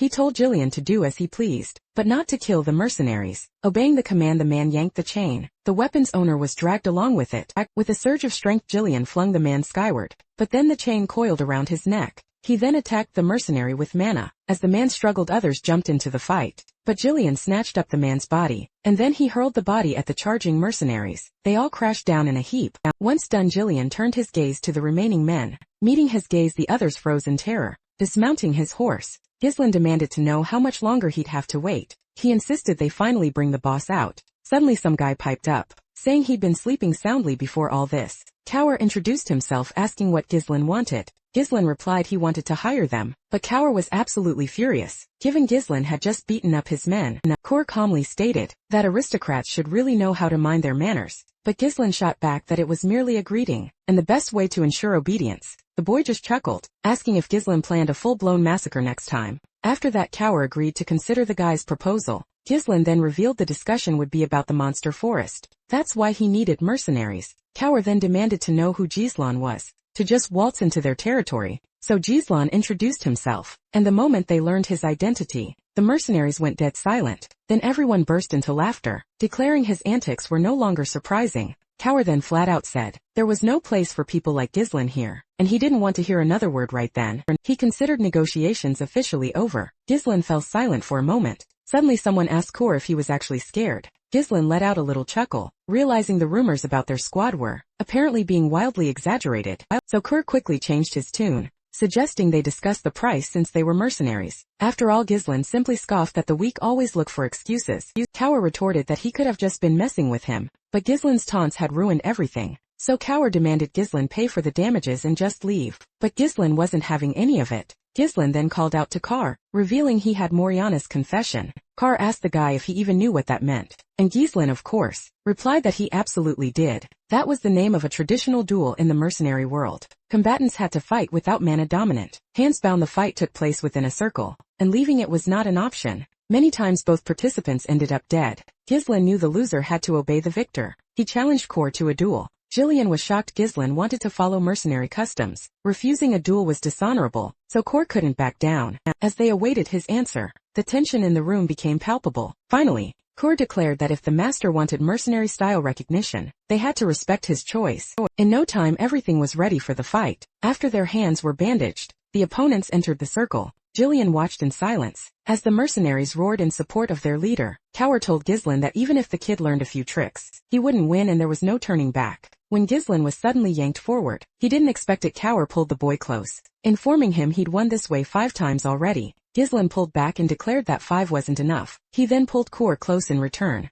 Kaur replied he'd won like that hundreds of times. The moment they heard the starting signal, their attitude shifted in an instant. They lunged, blades aimed at each other's throats, simultaneously dodging the incoming attack. Looking at Ghislain, confusion was clear in his eyes. He hadn't expected such a reaction from a mere aristocrat. Their attacks were identical. Whenever one tried a direct attack, the other blocked it, trying to make Ghislain lose his balance. Kaur yanked the boy's arm, but even with his provocations, Ghislain held his ground, and when Kaur tried to attack from behind, Ghislain dodged just in time. After that, Ghislain immediately tried to attack the mercenary leader, but Kaur also managed to dodge. Then Kaur decided to kick his opponent. Ghislain reacted, blocking the attack with his own leg, but the very next instant after blocking the attack, he felt a sharp pain in his leg. Kaur realized the guy was doing well, but it was weird that he'd won hundreds of times, when even winning once was tough. After the attack, he told Ghislain that if a guy wants to brag, he better present something plausible. The crowd roared, cheering for Kaur and demanding he kill the aristocrat. But when Jillian shot a menacing glare at the mercenaries, they immediately shut up. After subduing the mercenaries, the man kept watching, reflecting on how the fight was going badly for Ghislain.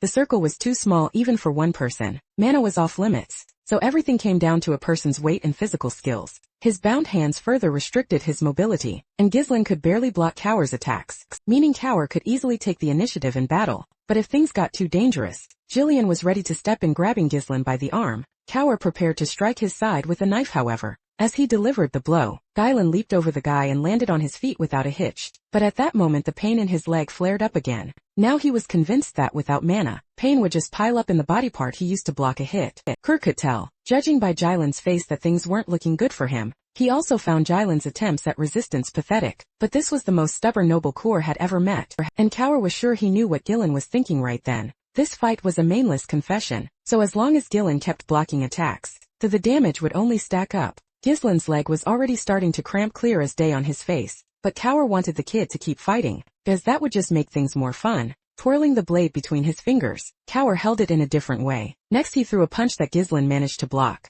When Cower tried to strike his head, Ghislaine dodged. Cairo shifted his hand's direction to follow Ghislaine's head, and then Ghislaine blocked his opponent's hand with his own. And taking the initiative, Cairo managed to block Ghislaine's hand. Then he tried to kick, but Ghislaine reacted and just like last time, blocked the attack with his leg as he did so. A sharp pain shot through his leg. Then Cairo declared it was time for them to finish this. Pointing the blade at Ghislaine's neck, he was about to kill the kid, just as Jillian had planned. He drew his axe, however. At that very instant an ironic smile crept onto Ghislaine's face. Unexpectedly he managed to dodge Cawer's strike. Next he shifted his stance, ready to strike. That's when the first blood was drawn in the duel. Seeing the wound, Cawer froze for a moment. Everyone was equally stunned to see it. Cawer landed a blow and tried to attack again, but Ghislaine dodged. He tried another strike, but the guy dodged that too. Then Ghislaine counterattacked, wounding Cower in the chest. Cower was cut a second time, throwing the crowd into confusion. The atmosphere started to shift, as everyone had thought Cower was dominating. Cower attacked again and missed again,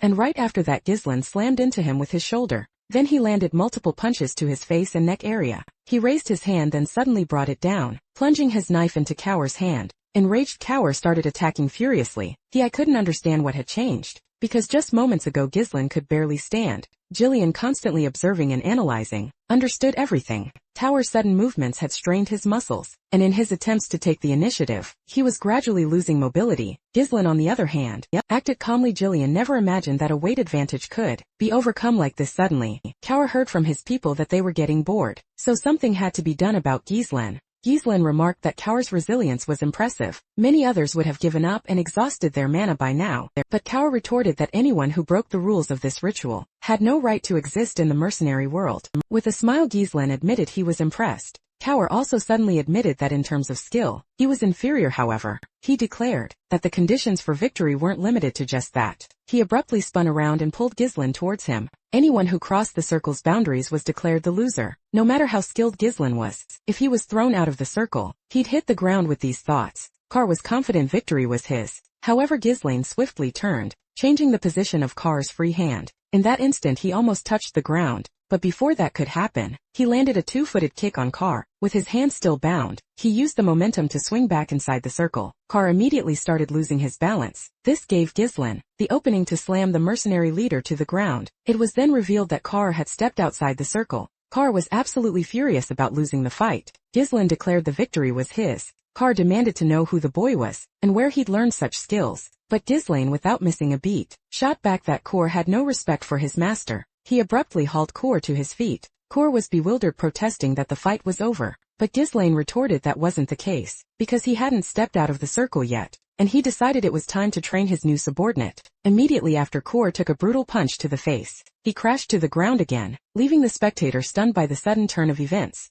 Cawer tried to stop the boy, attempting to remind him of the rules, but he didn't even get to finish his sentence before Ghislaine attacked him again. Then Ghislaine mockingly asked if Cawer would also explain the rules of the battlefield. When Cawer tried to object, Ghislaine cut him off, stating that the master's words were not to be doubted. Cawer wanted to call the guy crazy, but once again he couldn't even finish the thought. The beatdown continued for a while. The others didn't know whether to intervene, so they just stood by. Then Cawer screamed, begging Ghislaine to stop as if hearing him. But Ghislaine yanked Cawer close and lifted the man off the ground. But Ghislaine simply stated that Cawer still hadn't left the circle. Cawer then glared directly at Ghislaine. Then turning to his people, he commanded them to kill Ghislaine. Without hesitation they drew their weapons, ready to carry out the order. But just then they saw Jillian standing before them. He declared in a severe tone he would kill anyone who dared to lay a hand on Ghislaine. Everyone was shaking with fear, rooted to the spot. Seeing this, Cower realized just how dire his situation was. Trembling slightly, he turned his head to the side. He met Ghislaine's eyes, a silent dare to keep going.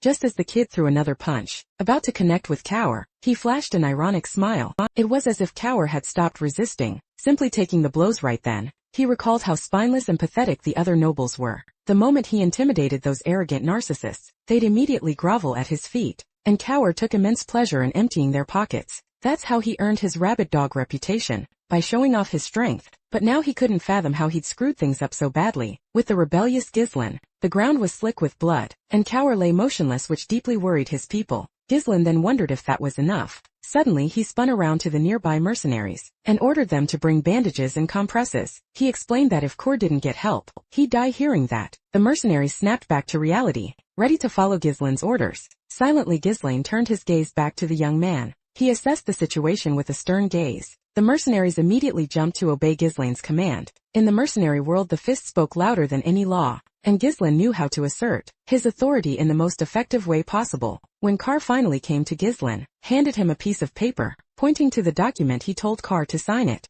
At first the mercenary didn't respond, just staring at Ghislaine. Then he simply clicked his tongue in annoyance and signed the document. Once done, he carelessly tossed the paper back to Ghislaine. However, Ghislaine didn't like Kaur's attitude. When he saw that he found it disrespectful, Kaur involuntarily turned his head and asked Ghislaine to take care of them. Ghislaine agreed, gripping Kaur's hand. This instantly spooked the man who was already battered. But Ghislaine squeezed his hand and declared they were family now. And in his book that meant they had to act as one. Few days later, the mercenaries gathered on the outskirts of Perdium's lands. The mercs couldn't figure out why they were meeting so early, grumbling that they barely had time to eat. Then out of nowhere one of them announced they were being hired by the heir to the Duchy of Perdium. Many started bickering about how they could just fleece the young lord, but there were also those who listened in silence. Suddenly a mercenary piped up, saying they needed a representative to deal with this pseudo-employer. Many were surprised to see Gordon. He confirmed they hadn't messed up, and added he couldn't help but notice how much effort they put into making their lives easier. The merc shot back that last time some idiot made inappropriate demands, so things were going as expected, and Gordon suggested they simply not cross the line of reason.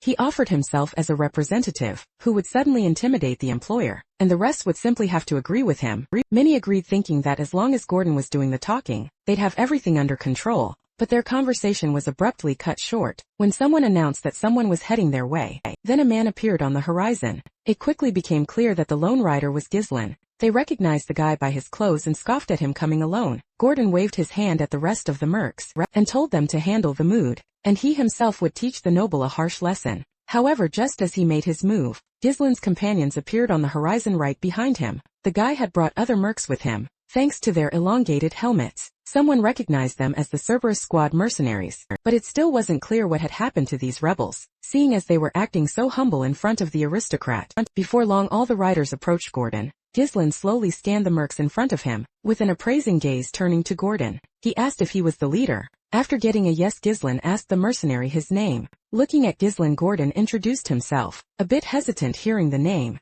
Ghislaine froze for a moment, his gaze still fixed on Gordon. Then he lightly punched Gordon, saying that was impressive. Next Ghislaine introduced himself too, and the fact that he was actually the heir of Perdium shocked everyone. Turning his horse, Ghislaine ordered all the soldiers to gather, and over his shoulder, he explained they were going to clear the forest of monsters. Soon Ghislaine was gearing up for the campaign, donning his armor at that moment. He thought all preparations for the clearing were complete. Temporary base for the expedition was also set up, and supplies were provided and the troops were ready. Once Ghislaine received the equipment, he went out to his people. Then he asked Belinda for a head count. Turned out, they had 150 mercenaries and 40 fighters from the Cerberus Squad. After hearing her, Ghislaine asked if she had clearly relayed their position to Escaven. Belinda thought he'd object, but the knight even offered to cover their entry into the forest. Next Ghislaine ordered everyone to form a line. Pointing his finger at the forest, he declared they would have to clear that forest. The guy said everyone had surely heard what lurked in that forest, monster secrets and something even more terrifying. Upon learning their objective, many began to fear they wouldn't return alive. Belinda was outraged they were chattering during Ghislaine's speech, and reprimanded the mercenaries. Ghislaine said he wasn't stopping anyone, but if they succeeded he'd pay triple. Hearing that no one could believe such a payment, Belinda was instantly furious, because they had actually spent all their money on preparations, and Ghislaine replied he said it to motivate people, but he still knew that if they succeeded, it would all be worth it once again. The man turned to the maid and with an ironic smile, asked if she believed him. With a heavy sigh the girl replied that she had to. Kor also chuckled, noting the promise was ridiculous, and it wasn't clear how Ghislaine would get out of it. Then Ghislaine yelled out loud, addressing his soldiers, waving his hand towards the forest. He ordered them to retreat. Soon everyone got to work, hacking away at the forest. There was a ton of work, so even Ghislaine got his hands dirty. After he cut through a tree trunk, he gave it a mighty kick to bring it down. He was thrilled to see sunlight finally piercing through the canopy. Turning to his crew, he ordered them to keep clearing the path. Ghislaine recalled reading in Dolphin's old notes that the forest was incredibly vast, and one day, it would be possible to drive out all the evil spirits from it. But right now, the priority was money and carving a path straight to the deposit, and to thwart the greedy desires of Perdium's envious folk. This profit was absolutely crucial. Cower noticed that even Guylan had decided to get his hands dirty, and chop down trees. The mercenaries couldn't tell if he was setting an example or just showing off. Overhearing their chatter, Belinda snapped at them again, ordering them back to work. She was clearly annoyed by how the mercs were treating the job. In Ghislaine, she then asked Ghislaine why he was working personally, especially since he'd hired so many people. They might start looking down on him. Ghislaine brushed it off, saying it didn't matter. The more hands on deck, the faster things would get done. Belinda didn't argue, but she realized it seemed like Ghislaine knew absolutely everything about that place. Cower snickered, remarking that the lady was worried about the boss, and they were just dogs being led to hell. At that instant, Jillian spun around sharply and smacked Cower with the piece of wood he was holding. Jillian kept walking, and Cower indignantly asked the other men if he was looking for a fight. Watching them, Ghislaine mused that everything had gone smoothly so far. Delphine, who had conquered the kingdom first, focused on conquering this very forest. At first, Ghislaine hadn't understood why Delphine had chosen to focus on this particular spot, but he'd learned about the fossils through the notes,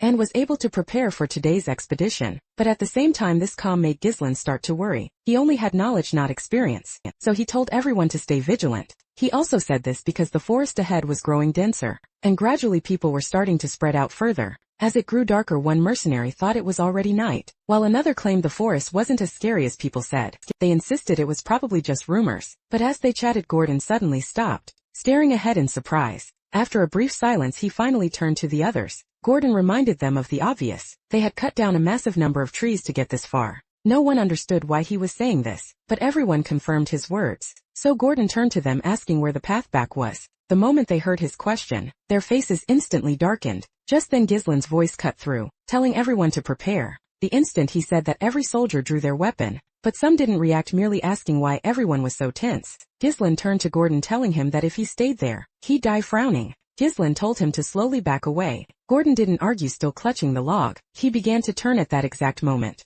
He accidentally slammed the log into a nearby tree. Startled by the sharp crack, he dropped the log and crouched to the ground. The other soldiers were startled too, calling Gordon an idiot, but Gordon was the most terrified of all, spinning sharply towards the trees. However, nothing happened, and no further sounds broke the silence. But the others were already on high alert, sensing something strange was afoot. Ghislaine remained silent, observing, waiting to see what would unfold next. Even in such a tense situation, some remained overconfident. One mercenary scoffed, saying the client got spooked by every little noise. Pointing to the trees, the mercenary declared there was nothing but trees ahead. Frowning, Ghislaine told the mercenary to back off too, otherwise they'd both die. But the mercenary questioned why Ghislaine was instigating fear, thinking he did it on purpose to control them more easily. However, in that instant, something thick coiled around his waist. Before he could even react, the man was violently yanked backward. Ghislaine had known all along that these monsters' presence couldn't be sensed. No one could have predicted the appearance of the entity, destined to become food,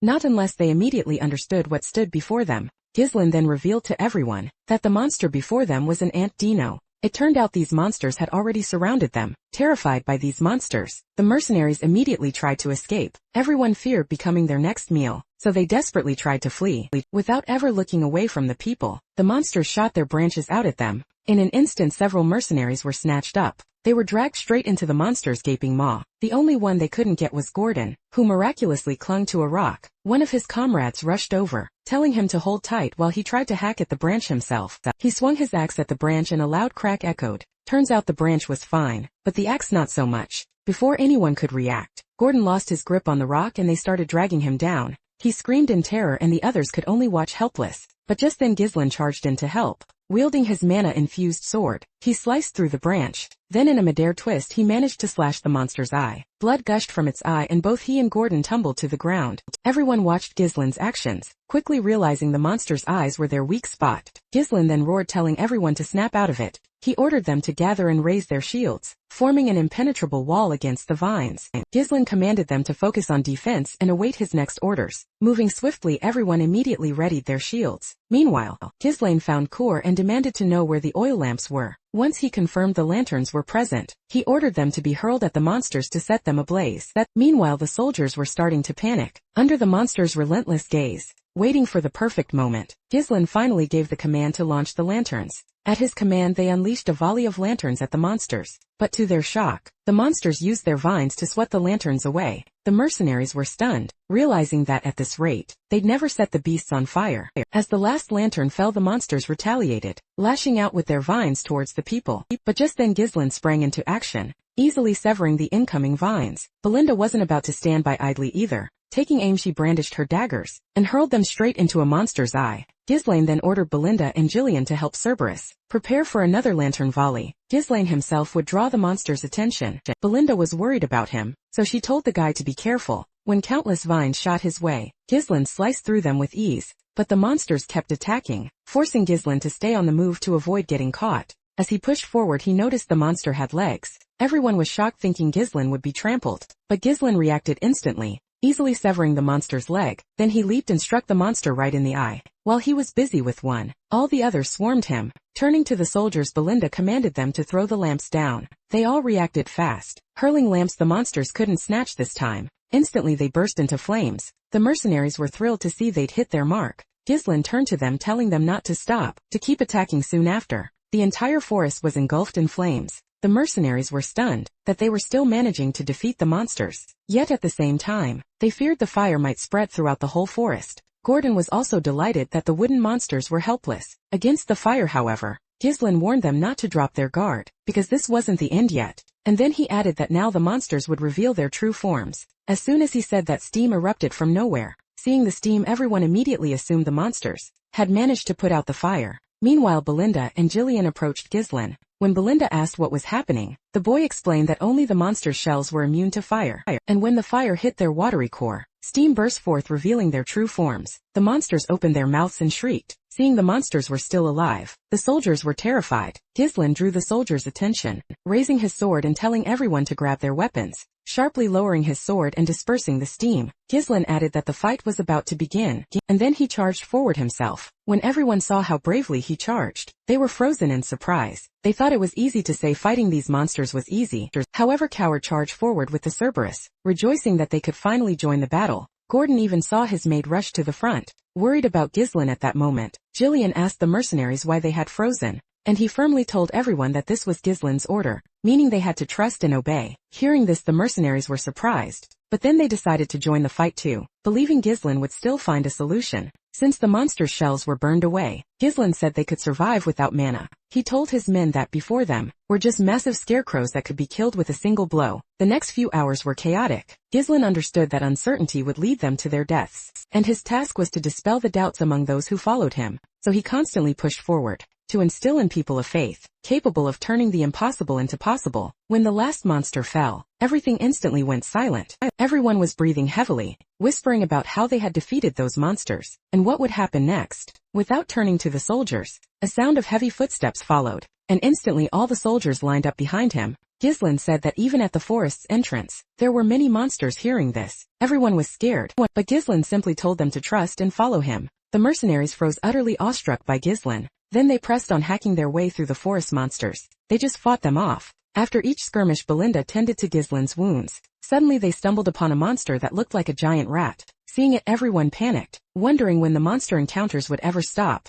But Cor and Jillian didn't even flinch. They charged forward, taking point. In a flash, Cor closed the distance and severed one of the rat's legs. The rat stumbled. Jillian quickly covered its fangs with her shield, and Ghislain delivered the finishing blow. Ghislain asked if everyone was safe, and they confirmed it. One mercenary then barked at the others to stick close to their employer. They didn't want to end up dead. Jillian noted their good progress, and Coward chimed in. Practice makes perfect. After another quick fight, Ghislain ordered everyone to keep chopping trees, but among them all, one mercenary was absolutely terrified. He looked at the others, thinking, these people are insane. Before long, the mercenaries reached a lake. Seeing the water, they all rushed to it, but Belinda wasn't sure if it was safe. Ignoring her, Ghislain figured everything was going according to plan so far. This lake was the main landmark on their path, so they decided to set up camp there. Chatting amongst themselves, the thieves realized the last 2 nights had been unusually quiet. When Mano suggested they all just slip away quietly, the mercenaries were outraged. He tried to explain that risking their lives like this wasn't worth it. Life couldn't be bought with any amount of money. Gordon countered that according to their employer, so leaving now made no sense. But Manos was furious that everyone believed the guy. He assumed Guzlin just wanted to curry favor by forcing them to clear-cut the forest. Another mercenary pointed out they'd already received in advance, and a mercenary's job is to do what they're paid for. Manos conceded Gizlin fought well, but still believed they'd just been lucky. He was convinced that when things got too dangerous Island would just use them as cannon fodder. Everyone fell silent. Manos intended to keep sowing discord, arguing that trying to defeat the monsters alone would be suicide. But suddenly a mercenary spoke up, saying that without their employer, they'd have been dead long ago. He then pointed at Gizlin. Gizlin himself had treated the mercenaries' wounds and given them advice on recovery. Belinda thought it would be better to keep the expensive medicine for herself, but Gizlin stated they brought the ointment to use it. After tending to one person, Gizlin called for the next mercenary, asked if Gizlin would really spend expensive medicine on them, if he was just going to use them as cannon fodder. The others also agreed. There was nothing to suggest Gizlin would abandon them. Manos was livid that mercenary had just ruined everything for him. Gizlin told the others to stop talking and get some rest. Then he turned to Jillian and Carr. Carr asked if he was alright, because if she were Gizlin, she'd have ripped Manos's tongue out. However, Gizlin told them to forget it. They had something more important to discuss. Gizlin revealed that just as he'd predicted, ever since they entered the forest, monsters had attacked them day and night, but the last 2 nights had been eerily quiet. Hearing this, the others grew pensive. Jillian realized they had entered the territory of night monsters. Gizlin confirmed her suspicion, then turned to their quiet camp, calmly stated they were in grave danger. Everything was calm, everyone asleep, when suddenly a rustling sound broke the silence. Gordon's eyes snapped open at the sound. He saw a lamp flying straight at him. He reacted instantly, rolling away and avoiding injury, but then he immediately saw and felt something on his shoulder. Everyone woke up to a loud scream. They saw Gordon wildly swinging an axe, trying to fend off something. He was trying to scare away the monsters he saw. As they rushed to Gordon, he frantically replied that the monster was right in front of him, but no one understood what he was talking about, telling him there was no monster there. Gordon looked back, utterly disbelieving. Everyone started to leave, but then other mercenaries arrived and declared this was no dream. One of them felt a strange presence, and watched a lantern vanish into thin air. Soon the other mercenaries gathered, buzzing about the bizarre occurrences that had plagued their night. One was certain they weren't alone out there, and Gizlin wholeheartedly agreed. The moment Gizlin appeared, everyone parted. He then commanded everyone to gather. As he laid out the plan inside the tent, all the mercenaries assembled outside. Gordon was stunned to learn they were completely surrounded by monsters, despite not having seen a single one. Gizlin explained this was the monster's specialty. He even suspected they'd been tracked since the lake. These were creatures that owned the night. The Fowlers could merge with the shadows. The mercenaries gasped, hearing they moved in hundreds and devoured light itself. But Belinda now understood exactly why the lanterns were vanishing. Core decided it would be best to strike first. However, Belinda also questioned if they could simply afford to wait. Gizlin retorted that attacking blindly would only provoke the monsters further. But Jillian was astonished to learn there was a way to defeat the creatures. All at once, Belinda had already distributed the scrolls Gizlin had prepared to every mercenary. Now Gizlin was about to unveil their battle tactics. He explained that the Fowlers were systematically destroying their lanterns, effectively restricting their positions, and since they were severely outnumbered, defending the entire territory was simply impossible. Jillian, however, quickly realized the camp was strategically positioned near the lake, meaning they weren't completely surrounded. The situation wasn't desperate after all, and Gizlin firmly believed the initiative in battle was still theirs. Everyone was taken aback by this bold claim of initiative. Gizlin then proposed dividing the squad into 3 groups. The defense team would hold their ground. The shield bearers and crossbowmen would form an impenetrable wall, preventing the enemy from ever reaching the center. At that precise moment, the combat unit would concentrate its forces and launch a devastating attack from the left flank, converging with the central forces. Core mused that if the center held, their plan just might work. But suddenly Belinda cut everyone off. She reminded them that according to Gizlin, attacking in the dark was useless while fighting these monsters was. For a tense instant, all eyes snapped to Gizlin. After that, Core simply suggested using mana. Gizlin, however, reassured the girl not to worry, for they had magic scrolls. In no time, everything was organized. The last lantern finally snuffed out,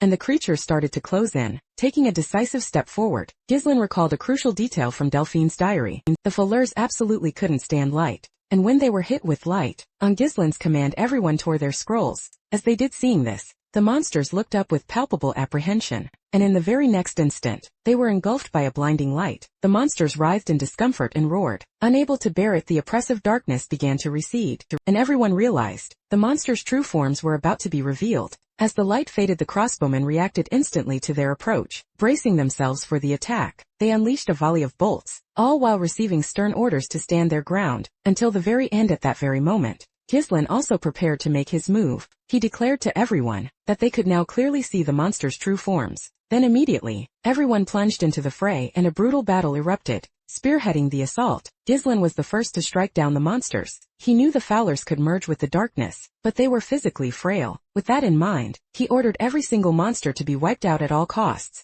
Jillian nimbly dodged their relentless attacks. Meanwhile, however, there were simply too many for him to handle alone. But Belinda was right there, ready to cover him. Her mission was also to carve a path through the monster ranks. After her attack, Belinda turned to Ghislain, moving with lightning speed, ready to strike down the monsters with a single, sweeping strike of his sword. Ghislain understood that Perdium's best warriors were now with him, and the soldiers obeyed his orders. Without question, they killed many monsters, but there were still plenty of enemies left. And the mercenaries couldn't figure out where all these monsters were coming from. They couldn't keep up with the defense anymore, and the monsters caught up to them. However, that's when Ghislain and the others arrived. After slaying the monsters, Ghislain praised his soldiers. Seeing the young man, everyone was thrilled by his arrival, knowing that with him they certainly wouldn't be lost. Immediately Ghislain ordered them to expand their formation and surround the monsters from all sides. Under enemy pressure, the Falls started trying to escape. Seeing this, the mercenaries were surprised. Ghislain frowned, realizing the Fowler hadn't waited for an ambush. They were smart, so he ordered Belinda to find their leader, who should have horns on his head. She suggested simply letting the monsters go, but Ghislain replied that they would keep chasing them until they were exhausted, and since they couldn't handle another fight, Ghislain wanted to end it all now. Hearing this, Belinda was silent at first, as Ghislain had changed so much, but she immediately snapped out of it and accepted the order. She launched a grappling hook that wrapped around a tree branch. She managed to propel herself off the ground and soar into the air. This was enough to see all the monsters. She finally found what she needed. She immediately aimed and wanted to tie him up with a rope. Thanks to her precision, the rope wrapped perfectly around the leader's neck. And then, hearing her, Ghislain prepared to kill the leader with a swift move. The blow was severe in its last moments. The monster screamed in pain. When the other followers saw this, they also screamed but didn't attack Ghislain. With the leader dead, Ghislain ordered the other monsters to be eliminated. Everyone rushed forward, unwilling to yield to anyone in military merit. Their fight continued until dawn. Only then did Ghislain strike down the last Fowler. Everyone fought well upon learning of the victory. Everyone cheered with joy. Everyone was extremely happy with this victory. Those closest to Ghislain asked him if he was okay. Island also praised them. He also ordered the Cerberus squad to scatter the monster corpses around the camp to scare off other monsters. Jillian explained to Cower that, if the followers were one of the most powerful creatures, then this was how they protected themselves. However, Kerr was annoyed because Jillian treated him as if he were stupid. Ghislain reflected that they had already been in the forest for over 10 days, and now that they had defeated the Fallers, all that remained was to reach the ruins. With that thought, he gazed at the sunrise, but he couldn't believe that this was the end of their journey. Belinda then reported that 3 people were missing, but the Cerberus squad had suffered no casualties. Smiling, Cower said that coming from a commander like that, it wasn't surprising. However, it's unclear where the 3 people went. Gordon realized Manos was missing, but they also didn't find any body. Another mercenary said that escaping a fight was totally in Manos's spirit. In fact, it didn't even surprise him. The mercenaries told Manos that if they hadn't fled, they surely would have died in that battle. And when the others wanted to slow down, Manos said they needed to run faster, while the others distracted the monsters. But at that instant, everyone stopped. They ignored Manos's words, and that annoyed the mercenary. But finally, one of them managed to raise a hand and point into the distance. When Manos turned, he saw a massive monster staring at them. Manos was utterly horrified to see it. After all, it was the biggest monster he had ever seen without averting its gaze. Meanwhile, Ghislain's team kept advancing. Kerr was suddenly surprised to see everyone working without asking questions. After all, Jillian pestered Kerr again. Kerr said it would be a shame if the mercenaries were dismissed at the end of the mission, but Ghislain stated that he would hire them as his personal guard. It was believed that mercenaries couldn't defeat a regular army. However, thanks to their recent experience, then Kerr's people arrived and reported that they had scattered corpses everywhere. Kerr observed that it seemed to be working, as they hadn't encountered any monsters yet. Ghislain was constantly on high alert and hoped his worries weren't in vain. At that moment, Belinda approached him. She had to report if there was anything ahead, and it turned out she really had discovered something. Hearing this, he immediately ordered everyone to advance as fast as possible, and just like that they reached their goal. Seeing this, mercenaries were speechless. Ghislain calmly declared this was their mission's objective before them at last. Cower was astonished to find something so precious here, and Jillian reminded him that every single detail had been meticulously planned. Belinda asked how Ghislain knew. Many couldn't believe they'd seen runes in such quantities. Suddenly a man appeared before them declaring they wouldn't pass. Gillen grew suspicious at the sight of him. The man after that. He collapsed, leaving the mercenaries worried. They recognized Manos and rushed towards him. However, Guilan immediately stopped them, and then the guy told everyone to fall back. With that began to disperse the smoke in the area. When the smoke cleared, everyone saw countless bones scattered across the ground. Witnessing such a sight, everyone was shocked and wondered what could have happened there. Everyone grew apprehensive, and Gillen said they'd have to sweat to get those stones. After all, judging by the size, a very powerful monster was behind this. However, Gillen couldn't recall any mention of this in Delphine's diary. Turning around, he intended to give an order, but Gillen didn't have time to finish speaking, because he saw an enormous python staring right at him. Without giving anyone a chance to react, Ghislain ordered everyone to scatter. In that instant, Ghislain had already charged forward. However, leaping onto the snake's body, he propelled himself with his legs and attacked its head directly. Yet it turned out this powerful attack left very few marks. The others were surprised that not even magic could break through its scales. Meanwhile, the python tried to swallow the man again, but Ghislain retaliated with venomous fangs, spraying poison everywhere. Seeing the venom, Ghislain managed to dodge the splashes. However, when he turned back to the python, he saw it was about to strike. In that moment, he managed to react and block the blow. Yet the python still pinned him to the ground with its tail. Seeing this, Belinda began to worry about the young man. The serpent continued to thrash. The mercenaries grew cautious and tried to dodge its blows. Belinda and Gillian also helped people escape. The only sounds that reached Ghislain were the screams of the mercenaries. Trying to escape now, he understood who owned those stones, but he hadn't expected the owner to be a real python. Pythons usually stayed deep in the forest, but now he knew they wouldn't hold back at the same time. After all, if they retreated now, the entire journey would lose its meaning. Ghislain told the python not to interfere with him. After awakening his mana curse, Ghislain prepared for battle. The python attacked him violently, but the boy managed to dodging its jaws, and then he managed to cut one of the snake's eyes. However, as soon as he did that, the python tried to attack him with its tail in response, but the snake's weight was too much for him in that instant. The python continued to attack, but Ghislain managed to block the attacks every single time.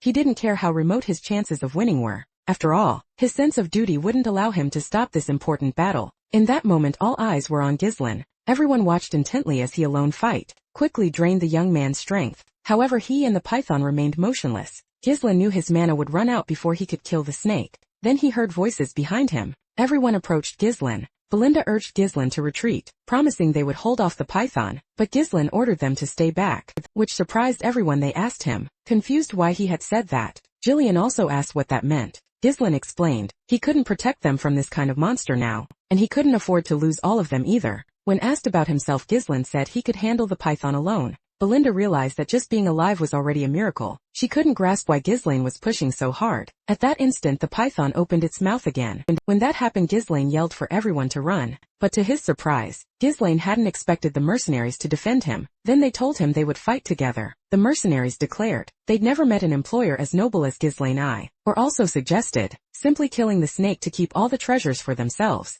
Gillian offered to distract the snake and create an opening in its defense. They all asked him to trust them. Hearing this, Ghislain remained silent. Then, to everyone else's surprise, he began listing the snake's benefits. It was huge, venomous, had tough scales, and if they missed their attack, they'd die instantly. Belinda was moved by this. Ghislain continued saying, the snake now had a wound and one of its eyes was damaged, and after this expedition, they were bound to return together. Hearing this, the mercenaries' fighting spirit ignited, and the soldiers held their defense. Kaur managed to wound the snake in pain. At that instant, before the snake had time to orient itself, Ghislain had already aimed for its second eye. The python had no time to react. Island knew that even with a perfect strategy, things could still go wrong, but if he gave in, everyone would die, and he couldn't afford to let that happen. Blinded, the snake shot upwards, ready to finish what it had started. He carried a huge responsibility because he knew the future, but in that instant the python swallowed the man whole. At this sight, everyone's heart sank. For Ghislain, however, a sword immediately pierced the snake's skin as he began to move, and just like that, Ghislain,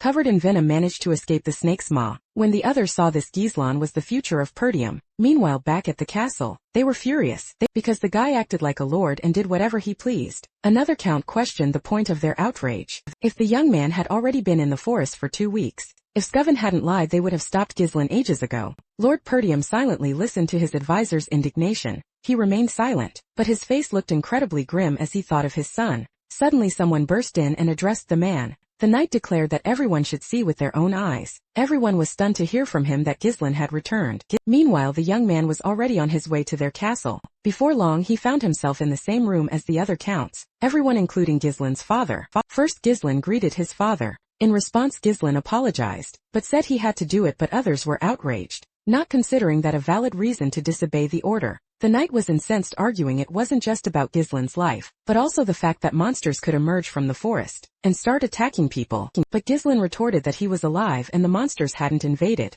Hearing this, suddenly one of them asked if Ghislain found this amusing, and then he added that since everything turned out fine, still he believed there was no excuse for it. Grabbing the paper, turns out the count got worried after Ghislain's visit to Amelia, so he found out what had happened there, and so, which is why he broke off the engagement and stopped helping them. Ghislain thought to himself that the letter didn't seem fake. He figured Amelia was willing to ally even with the enemy, just to destroy Ghislain. But now this meant he couldn't pressure Amelia anymore. If Ghislain had been late, he would have been trapped inside the mansion. The man asked if Ghislain had anything to say. Others demanded the money be returned to the Riffolds, complaining that such a sum would have lasted them ages. Ghislain then replied that he'd already spent it all. He explained the money was for an expedition to the monster forest. As soon as he said that, silence fell. One of those present, Ghislain, said he was sorry and had no excuses. Then suddenly he was grabbed by the collar. They demanded to know what kind of heir he was, if he destroyed the county with his own hands. Someone else also stepped in, declaring Ghislain wasn't an heir anymore, but a criminal, but Ghislain cut them off. His father asked him what that meant.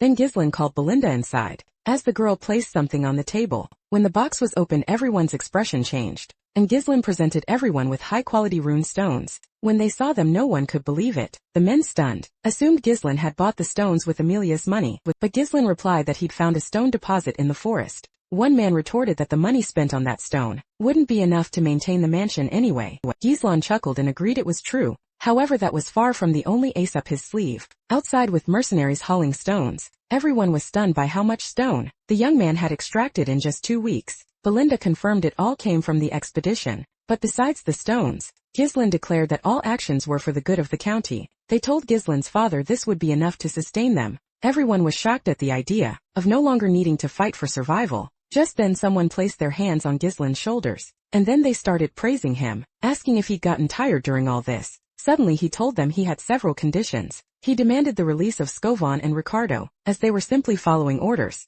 and access to the monster forest should be free for everyone. Any unnecessary rumors would harm the county. And finally, the guy said he'd lead the service himself and recruit mercenaries, but they found it unacceptable that Ghislain wanted to form his own army. They tried to explain that Ghislain should be begging for forgiveness right now, but instead he was demanding total freedom. Ghislain shot back that he was creating conditions where they wouldn't need to depend on Rayford anymore, and if these minor issues they were raising delayed the work, it would negatively impact the county's finances. Next they turned to Ghislain's father. Just then the mercenaries approached and greeted Ghislain. Jillian asked for more instructions as the loading was almost complete, and Cower asked what they should do with the python's remains. Ghislain told them to separate the venom blood, meat and skin from each other to prevent decomposition. Randolph stated that Ghislain's number of mercenaries was impressive, but they couldn't understand how young Ghislain was able to unite such strong people. Looking at his son, the Lord remained silent. Just then, he told his son it must have been tough to subdue the mercenaries. Then he heard Ghislain's reply. Without mercenaries nothing would have worked, so he turned around and told everyone to go back. He told Ghislain that this time he'd turn a blind eye,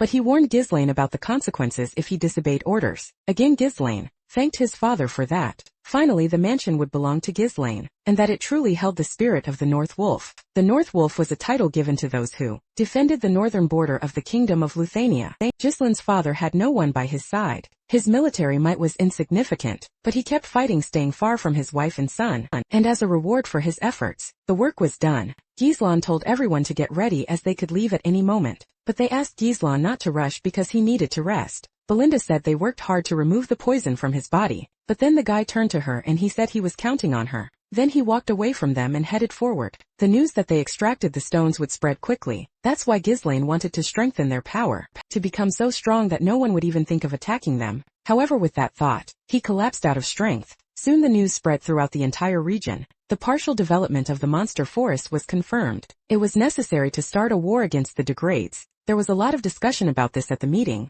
It wasn't known how many of their own people still remained in those lands. Then someone reported that there were 2 vassals and a knight. If the degraded prince died in Perdium territory, it would trigger a territorial war. Sam was in charge of this operation. Upon hearing this, everyone was surprised, as they didn't expect their trump card to be revealed so soon. Someone objected that such a decision seemed too hasty, and they were told that everything had changed because of the monster. Forrest Dolphin was the one calling the shots. Desmond then told everyone to prepare for war. He also asked if anyone else was aware of the current situation. Amelia went ballistic when she found out what had happened. She buried her face in her assistant and sobbed. She even had to humble herself before her father to get him to stop supporting Perdium, but he just told her she didn't seem like herself. Hearing this, the girl sighed, agreeing she had given in too much to her emotions, but she accepted that what was done couldn't be undone. The knight then asked Amelia to give the order. She stated that with the extracted stones, Perdium would soon be out of its financial crisis. But the main issue was they still hadn't managed to sell the stones.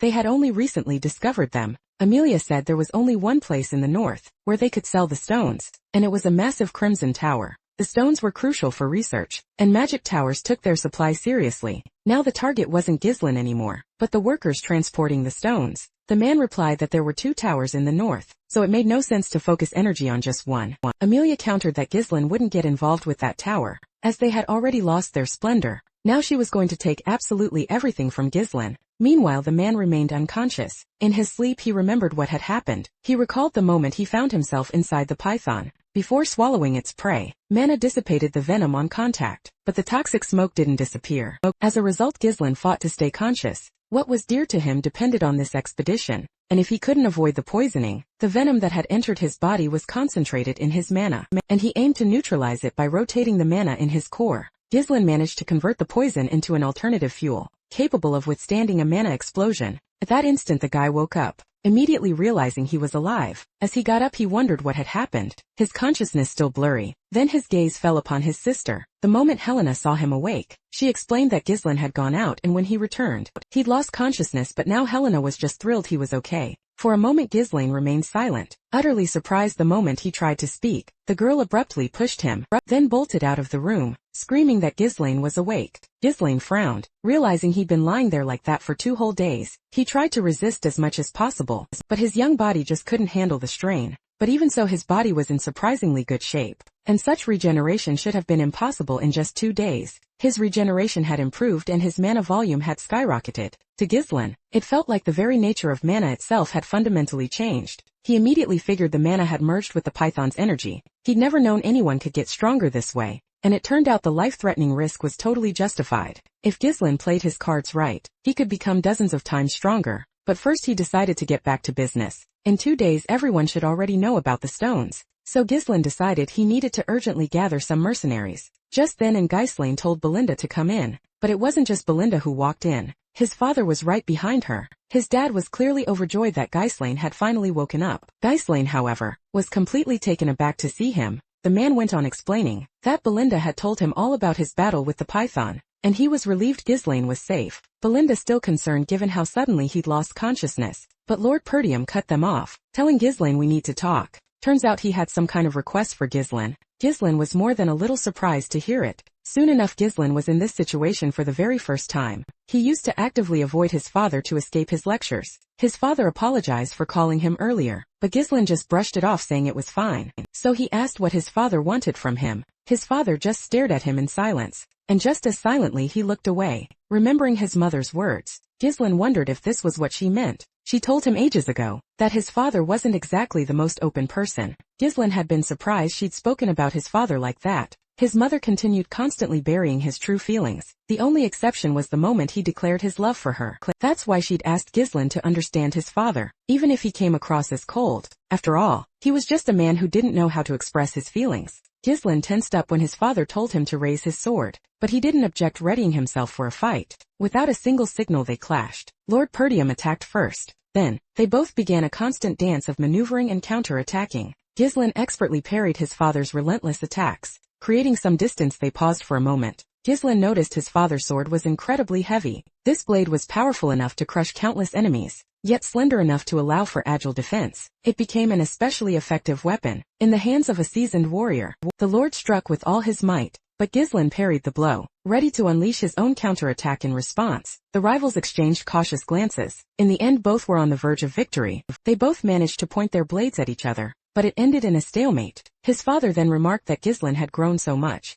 Ghislaine thanked him but tensed up, bracing himself for whatever his father was about to say. My father told Ghislaine to ease up on the pressure when crossing swords with someone. Otherwise Ghislaine pondered this. But then it suddenly hit him. This was the first time anyone had officially given him a lesson. His swordsmanship was forged in battle. It was instinctive, he'd never had proper training, so he might have missed a few things. Ghislaine had always relied solely on himself, but it felt good when someone taught him. Reflecting on this, the man looked sternly at his son, saying it was a reprimand. Regardless of Ghislaine's achievements, he wanted his son to follow the rules. Ghislaine understood that otherwise everything would descend into chaos. In the end, my father said. Ghislaine had changed a lot. Ghislaine's eyes widened. Ghislaine couldn't stop thinking about the duty that fell upon him. It was obvious he had to take care of the people on his lands, but then he remembered his father had a request. There was silence because his father didn't dare tell him, but in the end, he still awkwardly asked if Ghislaine had any extra cash. The mercenary camp was near the Forest of Monsters. When Ghislaine returned, he asked how everyone was doing. Everyone replied in unison that everything was going wonderfully well. Everyone asked about his health, but he was already feeling better. Suddenly he asked Jillian about Rachel's health. The man didn't answer immediately. He hadn't expected his daughter to recover. Ghislaine was genuinely happy for him, and then he decided to tell them something. He said their estate was in grave danger when everyone heard this. Ultimately how they wanted to spark a war that way, and how he found the Prince of Gradia on the brink of death. As for the forces targeting Perdium, he suspected they'd been tailed for ages now. Belinda finally understood the rush, and Kaya remarked that Ghislaine was anything but boring. Jillian said the estate was a perfect target now. It was vulnerable, yet it held a lot of valuable resources. So Ghislaine agreed with that. Belinda urged them to tell everyone ASAP. Ghislaine refused. Then a spy had likely been among the vassals for ages. Now that they discovered the stone, an attack was surely imminent. He stated that a tough battle awaited them. A heavy silence fell over them all. Kor told Ghislaine to just give the order. He added with a grin that Ghislaine wouldn't be bored with them. Jillian declared they had already entrusted their lives to him. They were ready to follow him to the very end. Belinda agreed, wanting to protect Ghislaine too. He chuckled at their enthusiasm. His greatest enemy was Duke Dolphin and Desmond and Amelia. Ghislaine told everyone they were going to the Scarlet Flame Tower. Belinda questioned, why not the Crimson Tower, which offered better rates? Ghislaine replied they face fewer issues with the Scarlet Flame Tower. Jillian agreed, reasoning they'd likely be attacked. Ghislaine knew the Scarlet Flame Tower was currently trying to restore its former glory, but there was another crucial reason he'd chosen that particular tower. There was a wizard in the Scarlet Flame Tower. The girl waited for the light her teacher said would shine upon them. Before long the mercenaries were taken aback by the towering structure. The city itself was a shock on a completely different level. Compared to Perdium, mages were a common sight on the streets. The mercenaries stared. The mages' expressions darkened the moment they spotted the mercenaries, and then in unison they unleashed their magic. Everyone watched as the mages simply vanished. Mercenaries gasped in shock. Ghislaine quickly realized they were far from welcome. Despite the ominous atmosphere, Belinda noted the tower itself looked perfectly fine. Ghislaine agreed everything appeared normal, but soon everyone commented on the tower's sheer size. But they finally reached its base. Suddenly Belinda noticed a glaring absence. No gatekeepers, instead. Armor lay haphazardly strewn across the ground. Suddenly a voice boomed from above. In that instant, the mages flat out forbade the travelers from entering the tower. Next, the armor was clearly controlled, and Ghislaine declared to the mages that the heir of Perdium stood before them. He then requested to speak with the person in charge of trade, but the mages retorted that they weren't buying a single thing. Belinda was outraged. They hadn't even bothered to glance at their wares. The mage scoffed, and with that, they decided to expel the travelers. The girl, now furious, snapped at the mages, demanding they come down immediately. They asked Ghislaine what to do. He then asked the mage if they were absolutely sure they wouldn't buy it after revealing the stone. The mage was stunned by the stone and seeing its light. He was instantly convinced it was a runic stone. He then correctly guessed exactly what they had brought to sell Ghislaine. With a smirk, they immediately apologized for their behavior. Sales manager introduced himself to Ghislaine. Ghislaine stated they had a massive shipment, so he needed someone to take charge of the deal. The manager was shocked to hear he was asking for someone of equal or higher standing than the Tower Lord. He agreed to relay this to the bishop and had the guests escorted to another room. Belinda, with an ironic smile, questioned if it was truly worth it for them to insult other people's lands. But suddenly a loud noise erupted. When Ghislaine questioned it, he was told such sounds were normal during magical research. When the man opened the door, the room was filled with thick smoke. He immediately grew furious. He scoffed, saying she didn't even know how to do magic, yet still demanded a researcher position. The mages couldn't fathom how they could accept a girl like her. Breathing heavily, she declared that she too had the right to visit the laboratory, but he merely smirked upon hearing she was also a mage suddenly. But then she should be able to use protection spells, and now he wanted her to block the attack. Seeing this, the girl was instantly terrified. At that very moment the girl reached out, desperate to cast a protection spell, but he couldn't and fear consumed her just then. With a flick of his sword, Ghislain managed to repel the attack. The mages were stunned when they saw him. Ghislain, clearly annoyed by the tower's methods, asked if this was how they conducted research. The Lord was shocked to hear they were running low on runes. He fumed that this would only widen the chasm between them and the Crimson Tower, reminding them he'd already ordered reserve stones. Mages muttered to themselves that every time they wanted to spend money, but somehow the cash always ended up on entertainment and luxury. Another mage pointed out that the ruler of that tower was in the 7th circle, while theirs was only in the 6th. The bishop had forbidden him from bringing it up. The ruler was furious, because his rival seemed to have bought up all the stones in the region just then. The manager burst in. The bishop was outraged by the abrupt interruption, but the manager informed them that a massive shipment of stones had just been delivered. Everyone was utterly stunned by the news. Meanwhile, the mage was battling Ghislain, but Ghislain couldn't care less. He effortlessly parried all the mage's attacks. Then a huge jet of flames was aimed at him, but Ghislain easily swatted that away too. The onlookers were mesmerized by his skills. Suddenly something began to wrap around him unnoticed. Linda had snuck up behind him and demanded how he dared attack their master. Just then the bishop arrived, demanding to know what kind of mess they'd made. He saw his student being tied up by a guest, and another drawing a sword. The girl looked a bit alarmed at seeing him, and Ghislain told Belinda to let the man go. That mage was overjoyed to see the Lord. He scurried towards the man, claiming he'd been attacked. Trembling, he whined that the fragile Vanessa shouldn't go to the lab, as she might get hurt there. Belinda scoffed, calling him a little girl. Vanessa stated she needed a lab. Ghislain watched silently for now. Turns out Vanessa was a real nightmare. Ghislain was surprised that a monster like her had gone through such tough times. The Lord was enraged. Not only had they trespassed into his tower, Belinda asked what they were supposed to do. Seeing as they'd been threatened, Ghislain apologized to the Lord for the late greeting, and introduced himself as the heir of Perdium. He then added that he wanted to sell them stones. Upon hearing this, the bishop was suddenly taken aback. The student was also surprised by Ghislain's arrival to sell stones. Ghislain explained his men were outside guarding the goods. He invited the mages to see for themselves, and they stepped outside. They were astonished by the sheer quantity of stones. The mages couldn't fathom where this guy had gotten so many. They asked what they should do with such goods. Finally he beamed and declared it was simply a gift from the heavens.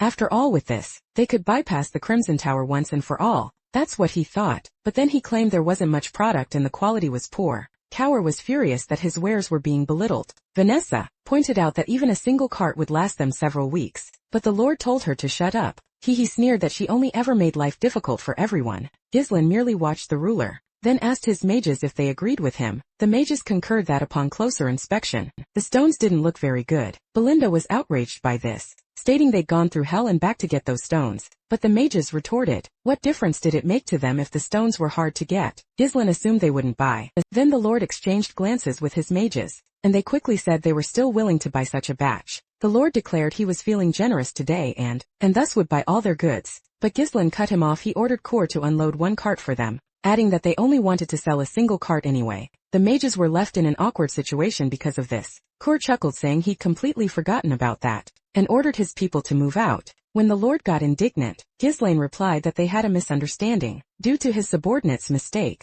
He explained they'd stopped there to earn some travel money. Hearing this, Ghislain then let out a little chuckle, and just like that they found themselves at the negotiation table. The Lord introduced him to the tower elders, all of whom had reached the 5th circle. Ghislain replied that it was impressive, but he expected nothing less from the 2nd tower of the north. The Lord said Ghislain had probably heard rumors about them, but they were false. Melinda didn't understand why she should provoke him again. The bishop decided to cut to the chase and discuss the price. Ghislain then held up 2 fingers. He wanted double the market price. All the mages were outraged that he didn't know how things worked. The Lord also told the boy that this was the wrong approach to negotiations, but Ghislain shot back that the tower itself deserved double the price. The mages were once again outraged by the guy's insolence. The Lord calmly addressed the boy as he was just a thoughtless youth. Islam listened calmly and remained silent. The bishop continued, saying the boy was young, so they were willing to forgive his mistakes. When he offered to pay a price slightly above market value, he said he saw no interest in the product, so they would simply leave. And he turned around, leaving the ruler flustered. He tried to stop the man, hearing that the Lord was just nervous. Ghislain gave him a little chuckle. The others watched calmly from the sidelines. In the end the bishop agreed to buy it for double the price. Ghislain was satisfied but firmly stated only one cart. The bishop said they were ready to buy everything, as they hadn't brought it all for nothing. Ghislain said the Crimson Tower would agree to triple the price, making it more profitable to go there instead. The Lord said Ghislain had already pushed his patience to the limit. Ghislain then started to leave. The man yelled that he'd buy it for triple the price. This made Ghislain smile. He was happy they'd finally understood each other. The Lord told the boy to sit tight while he fetched the money inside. The man knew he held a high position, but he was dancing to the boy's tune. Suddenly Ghislain said he hadn't told them about all his conditions. The Lord then started losing his temper, and Ghislain demanded Vanessa be handed over to him. Hearing this the bishop was stunned by such a demand, and Ghislain reiterated that he wanted her to become his personal mage. One night the men were sitting around a campfire roasting meat. One of them said it would be worth doing it themselves. The other was outraged by this, and his anger forced the first to remain silent. Suddenly he asked if Ghislain knew anything about her. There was an incident where the northern part of Luthania was set ablaze by a sorcerer. Ghislain thought the scarlet disaster of the seventh circle of magic sounded impressive. The man said that at one point, the girl completely lost her mind and started studying mana cultivation, even though she was already a mage. She's been wreaking havoc and destroying lords' homes. Hearing this Ghislain fell silent. Suddenly he realized she'd reached the seventh circle through cultivation, not the traditional way. He thought it sounded tempting and suggested Claude recruit the girl, but that never happened, because the girl hadn't learned to control her magic. But even so she managed to reach the seventh circle. This time Ghislain was determined to recruit her. All his companions thought the girl didn't look strong, but the mages were eager to agree, because Vanessa was useless to them anyway. The Lord agreed, and Ghislain added that they needed mages of the third circle or higher. This surprised the man, and Ghislain went on to say that a territorial war was coming soon. This left everyone tense. Ghislain demanded in addition to Vanessa, several other third circle mages. Everyone stared at the young man in shock, and the Lord was gradually consumed by rage at that moment. He couldn't stand such mockery of himself. The force emanating from him shattered the window panes, and then he turned to the guy and asked if Ghislain considered him a fool. After all, mages assigned to the tower weren't allowed to participate in territorial wars. Now he felt Ghislain had insulted their tower due to this pressure. Ghislain, though, kept his cool. He stared intently at the Lord and told the man he'd regret it. He added that there were dozens of times more stones in his territory than what they'd brought. The mages were stunned to hear this. Islaine claimed this info had already spread across the entire north. The man retorted that anyone looking for easy money would soon flock to them. Ghislain said they needed the tower's help to solidify their position. The man's eyes widened when Ghislain mentioned custom deliveries for their tower, adding that it was only a matter of time until the Scarlet Tower claimed its rightful place. At the top the Lord glared at the outstretched hand, a grimace of distaste twisting his features. But after a moment of deliberation, he finally agreed with Ghislain. Immediately after he informed Alfoy that everything was settled, he told the young man he was sending him to lead the squad for the common good. The young man was flattered by such praise. The Lord told Alfoy he definitely need this experience, and that he also had to ensure Ghislain didn't trade these stones with anyone else. He asked the young man to be patient for just a year. Alfoy remained silent for a moment, but then he agreed with the bishop. But it wasn't long before he seemed to start regretting it. The moment they arrived in Perdium, the other mages assessed the castle, but Alfoy stayed silent. He thought the place was nothing but a dump, but agreed out of respect for the Lord. Alfoy introduced himself to Ghislain, who replied that there would be plenty of work for the mages. As Ghislain looked around, Alfoy was silently fuming that the villager considered him his servant. Suddenly Ghislain turned to Alfoy and demanded, "Where's Vanessa?" Alfoy replied, "She was probably somewhere in the back with the luggage." Just then a girl appeared, burdened with several bags. She looked utterly exhausted from the journey, almost collapsing before Ghislain. She greeted him, but when Alfoy grumbled about her slowness, Ghislain then told her to drop everything and come to him. Alfoy told Ghislain to let it go. Before he could even finish, the impact sent him sprawling to the ground. Alfoy furious, Ghislain retorted that Vanessa no longer belonged to the bathhouse. He was ready to overlook that, but absolutely forbade Vanessa from being bothered any further. Seeing this the girl flushed slightly with embarrassment. Alfoy was absolutely livid at being treated this way. He demanded how Ghislain dared treat a third-class mage, an heir to the tower, like that. He believed the aristocrat had crossed a line, and was ready to throw down. Ghislain clicked his tongue in annoyance and snapped his fingers. Instantly all the mercenaries drew their weapons. The mages were outraged that they had a contract, so Ghislain could do whatever he pleased with them. Alfoy was seething but had no retort. Ghislain said that if Alfoy wanted respect, he'd have to earn it. But Alfoy bristled at the words that he was merely a reserve unit. As he left, Ghislain ordered his men to show Alfoy how everything worked. Cower chuckled, remarking that life must be easier in the tower. Seeing two burly mercenaries before him, Alfoy felt a chill of fear. Vanessa watched from the sidelines with almost complete indifference. Ghislaine then approached her. Vanessa was flustered by his words. She then looked away, remembering she didn't know how to do magic. With a slight smile, Ghislaine simply told her to follow him. He promised to help the girl unlock her potential soon. They arrived at the training area. The girl glanced around indifferently, and Ghislaine turned to her.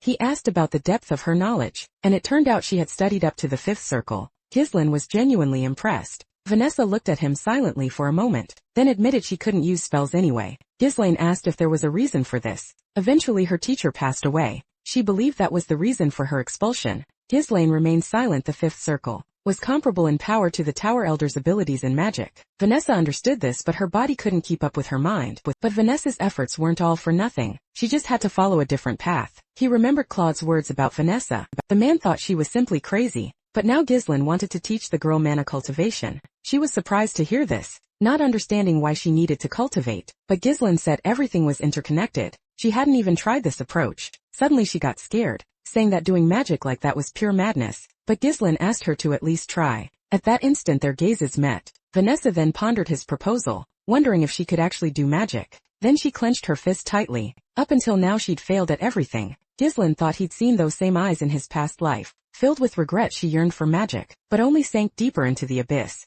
But now Ghislaine knew how to help her, and he wouldn't let her fall into that abyss again. He wanted to reach out to her. Ghislaine managed to transfer his mana into Vanessa's body. The girl, however, felt a warmth spread through her body. Ghislaine told her not to open her mouth or she'd interrupt the mana flow. He said his mana was inside her, then capturing every corner and returning mana to her core. The entire room was bathed in a powerful light. Suddenly Vanessa remembered something. She remembered how her teacher had defended her, but the Lord replied that she lacked something, asking what kind of mage she was if she couldn't even cast a spell. The bishop believed that no matter how much they spent on Vanessa, it would be useless. Vanessa recognized her younger self, and suddenly another memory with her teacher flashed through her mind. She said if she'd been more talented, her teacher wouldn't have had to leave the tower. But her teacher said she was just going on a trip, asking her not to be upset. He said no darkness in the world lasts forever, promising that one day the truth would come to light. And that light turned out to be Ghislaine, and she realized that the teacher was right. Finally, someone reached out to her and she could finally bask in some sunlight. Some noise could be heard from one of the houses. A brawl had broken out between several travelers inside. One of them provoked his opponents, and they fell for the taunts attacking him. But that warrior easily dodged the sword blows just then.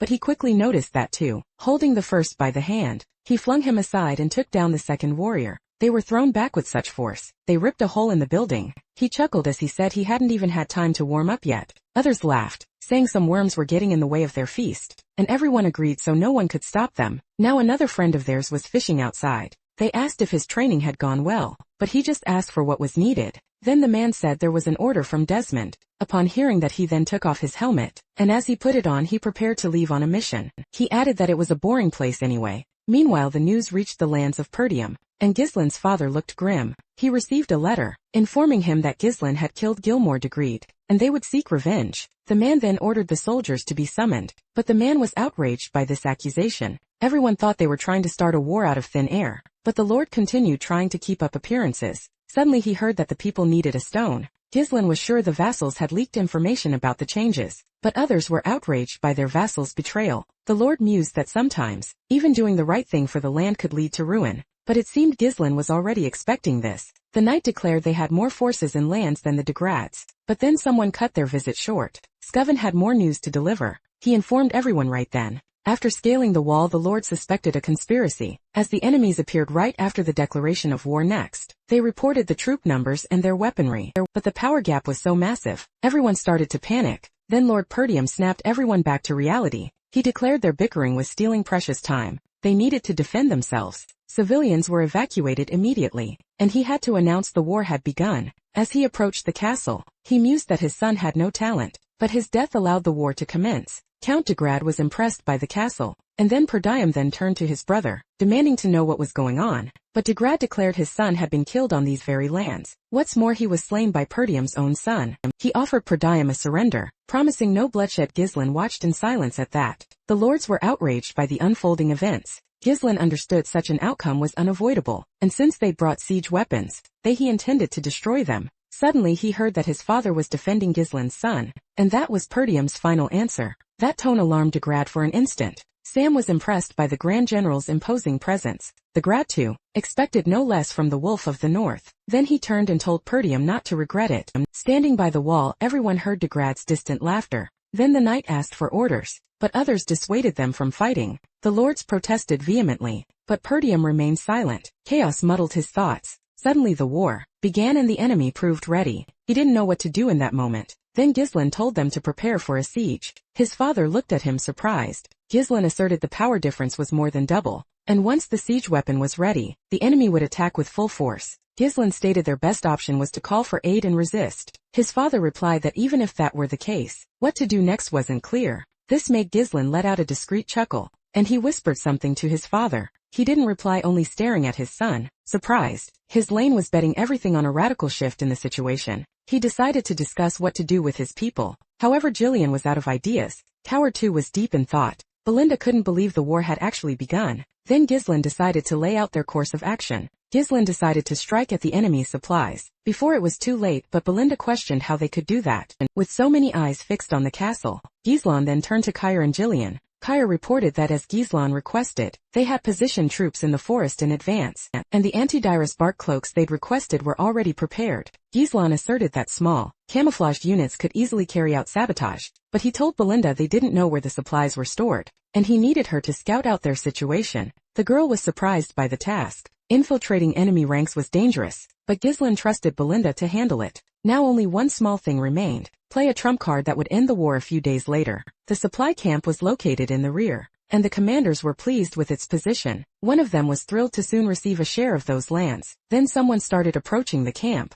and they arrived right on schedule. Everyone noticed it was cloudy and impossible to see anything. Gislen agreed everything was perfect for the attack. He ordered them to take no prisoners and kill everyone. Soon before the guards even had time to react, knights charged them and were instantly cut down. The remaining soldiers in the camp immediately prepared for battle, but before they could do anything, they were slaughtered. Then Gislen roared again that they shouldn't bother with formalities against their opponents. The Baron was then informed they were under attack. The Baron told them not to worry, as they had 1,000 fighters. However, the other man was disheartened by these words. Gislen's squad dealt with the enemies mercilessly. This left the man tense after a moment's thought, but then his comrade was attacked. Startled, the man collapsed to the ground. Belinda immediately recognized Pablo's vassal. The vassal was terrified to see the girl. Soon everything was ablaze. Belinda reported that Pablo not only leaked the information, but also alerted the group. The man then began to beg for mercy. Gislen demanded to know who bribed him. The man immediately said it was Desmond, but also threatened him. Gislen was then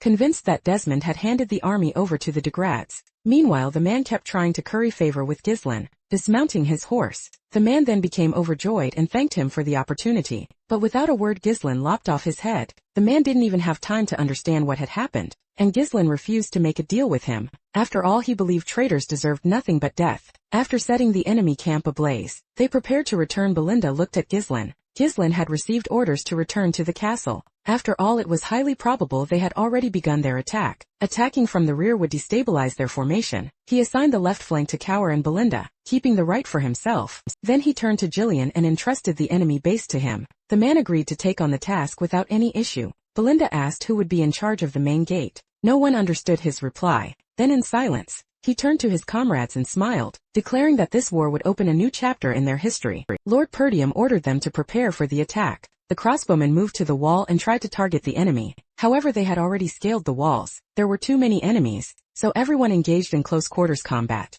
As the battle raged, he decided the battle's outcome was already set. Sam also believed this was the end for the North. At first he doubted, but now as he watched, after all, Perdium had reached a dead end. Then someone said the gates would fall soon too, but the Lord told them to forget the gate and keep defending the wall. Scoven reported there would be no reinforcements, as they already had enough problems. It was a shame no one was willing to support them. Suddenly they were about to report something to Degrad. The soldiers said their supplies had run out. Supply detachment hadn't returned yet, so they presumed something had happened. Degrad was surprised that Perdium had managed to locate the supply camp. Moreover, smoke was rising from the camp, and that even piqued his interest. Degrad demanded what they should do, seeing as they were out of supplies. But Sam just slapped his face, declaring supplies were no longer necessary. Degrad was stunned by his words. By day's end the castle would be theirs. Sam silently turned towards the castle. He was a seasoned veteran. The flank attack had already begun, but the walls still held strong. But the central gates, no one was guarding them. Suddenly it all clicked.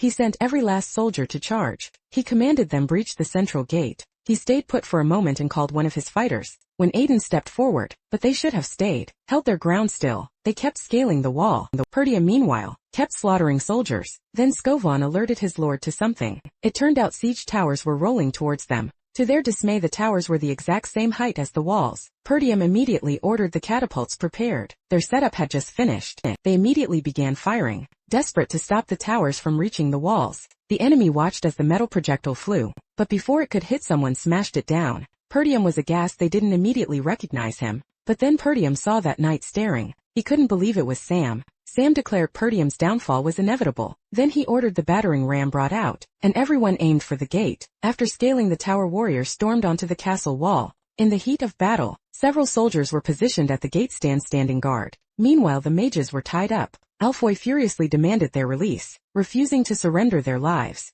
But the knight ordered them to silence. Alfoy protested, arguing that letting the battering ram get this close meant certain death despite his shouts. Vanessa stayed calm. She told him not to worry, promising Guylaine would handle everything. But Alfoy didn't believe her. The more she tried to soothe him, the more enraged Alfoy became. Vanessa calmly stated Guylaine was trustworthy. Just days ago he taught her magic. However, very little of it had been revealed. Vanessa was embarrassed and apologized, but Ghislaine encouraged her. Then he called her outside and showed her something. It turned out some construction was underway there. Vanessa didn't understand why they buried the runic stone just then. Alfoy suddenly approached, demanding to know why Ghislaine was making them dig. Then Gordon intervened. Vanessa was taken aback by all of it, but Ghislaine explained this was preparation. He understood that in this battle, the gates would still fall, yet he still believed they could win. Vanessa listened and then it clicked. She guessed what Ghislaine was planning. Truth be told, she wasn't sure she could handle it. Nevertheless, Ghislaine had immense expectations for her. Vanessa focused her power into the center of that magic circle, making Alfoy wonder if it was a mana transfer circle. Completely focused, the mage recalled Ghislaine's words. She could do this. Meanwhile, the sound of battle echoed against the gate, until Randolph spotted something in the distance. A unit was approaching. Oswald immediately recognized his son leading the elite troop. At that very moment, a messenger rushed to Victor with an urgent report. There was a surprise attack from an unknown unit, coming from two different directions. It was Cor and Belinda attacking from one flank, and Ghislaine from the other. The enemy soldiers, caught completely off guard, tried to react, but their efforts against Ghislaine were futile. Alone, while many called him a monster, Ghislaine ordered Perdium soldiers to rise. The time for a counterattack had come, and the plan was working perfectly. They had surrounded the invaders in their own territory simultaneously. At the Degrad base, he declared he would hold the front line, and ordered Gordon and Thorn to attack from the flanks, destroying the enemy camp structure. The mercenaries' loyalty to Ghislaine proved unwavering. Count de Grade utterly stunned, questioning how they'd managed to organize such an attack, while his knights desperately tried to escort him to safety. But Jillian advanced relentlessly. Axe in hand, he declared that this was the enemy leader,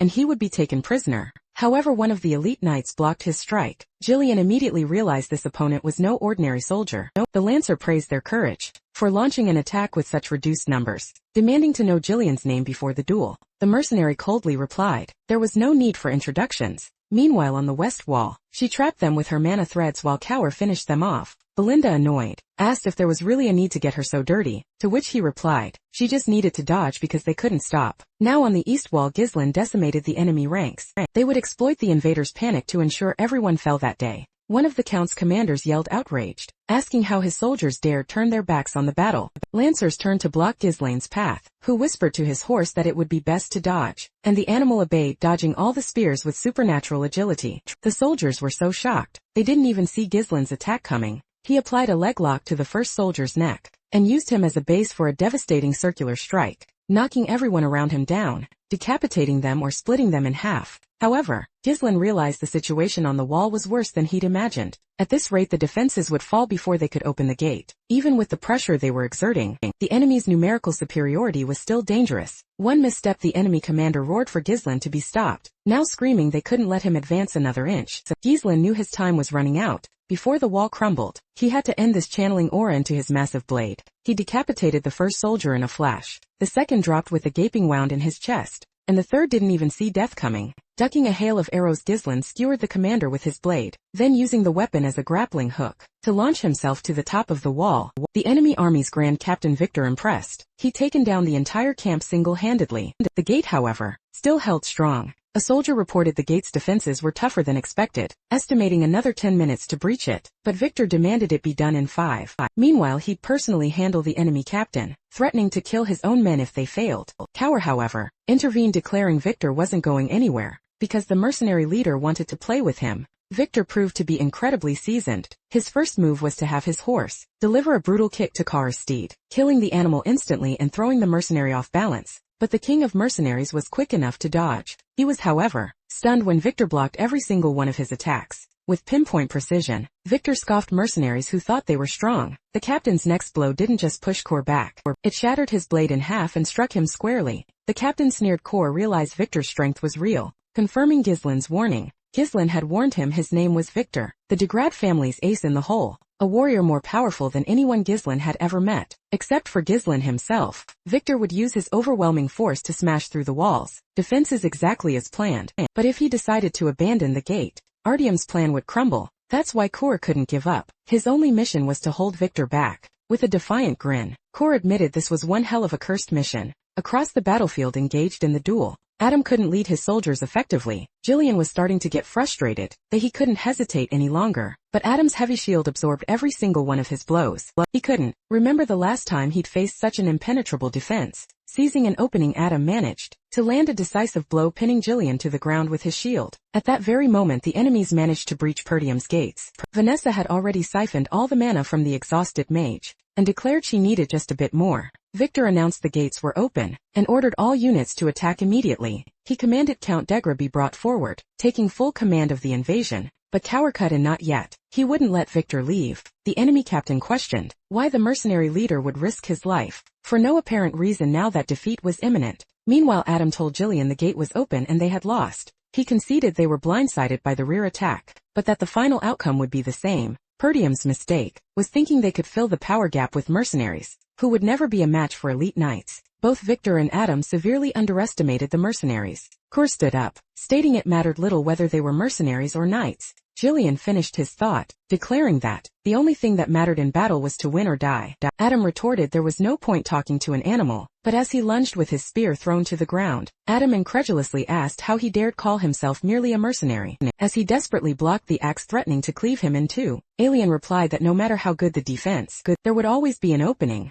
His only purpose in life now was to be one of the young master's swords. Then meanwhile, Cower pondered Victor's monstrous strength. He couldn't die there. He recalled a conversation with Ghislaine, for he had asked how the young master had won that bet. Ghislaine had taught him that the most important part wasn't the movement itself but understanding what the opponent was thinking. You had to know how the enemy expected you to move. Victor commented that Coeur looked like a wild animal, attacking like that. Ghislaine had said the enemy would always underestimate him. In that moment, Coeur's movements became so unpredictable. A dagger throw, Victor sneered, claiming that fools like Coeur believed they had nothing to lose, and made reckless decisions, which usually led to death. Staring death in the face, if you can hide your true intentions until the right moment. And that's exactly what Cower did. He grabbed Victor's arm, using the enemy's armor weight as leverage not to hit Victor. Victor thought using his sword to gain momentum in midair was completely unexpected. Even in that desperate situation, the mercenary had still managed to formulate a strategy, something only someone prepared for death could do. The captain admitted Coeur wasn't just a wild beast.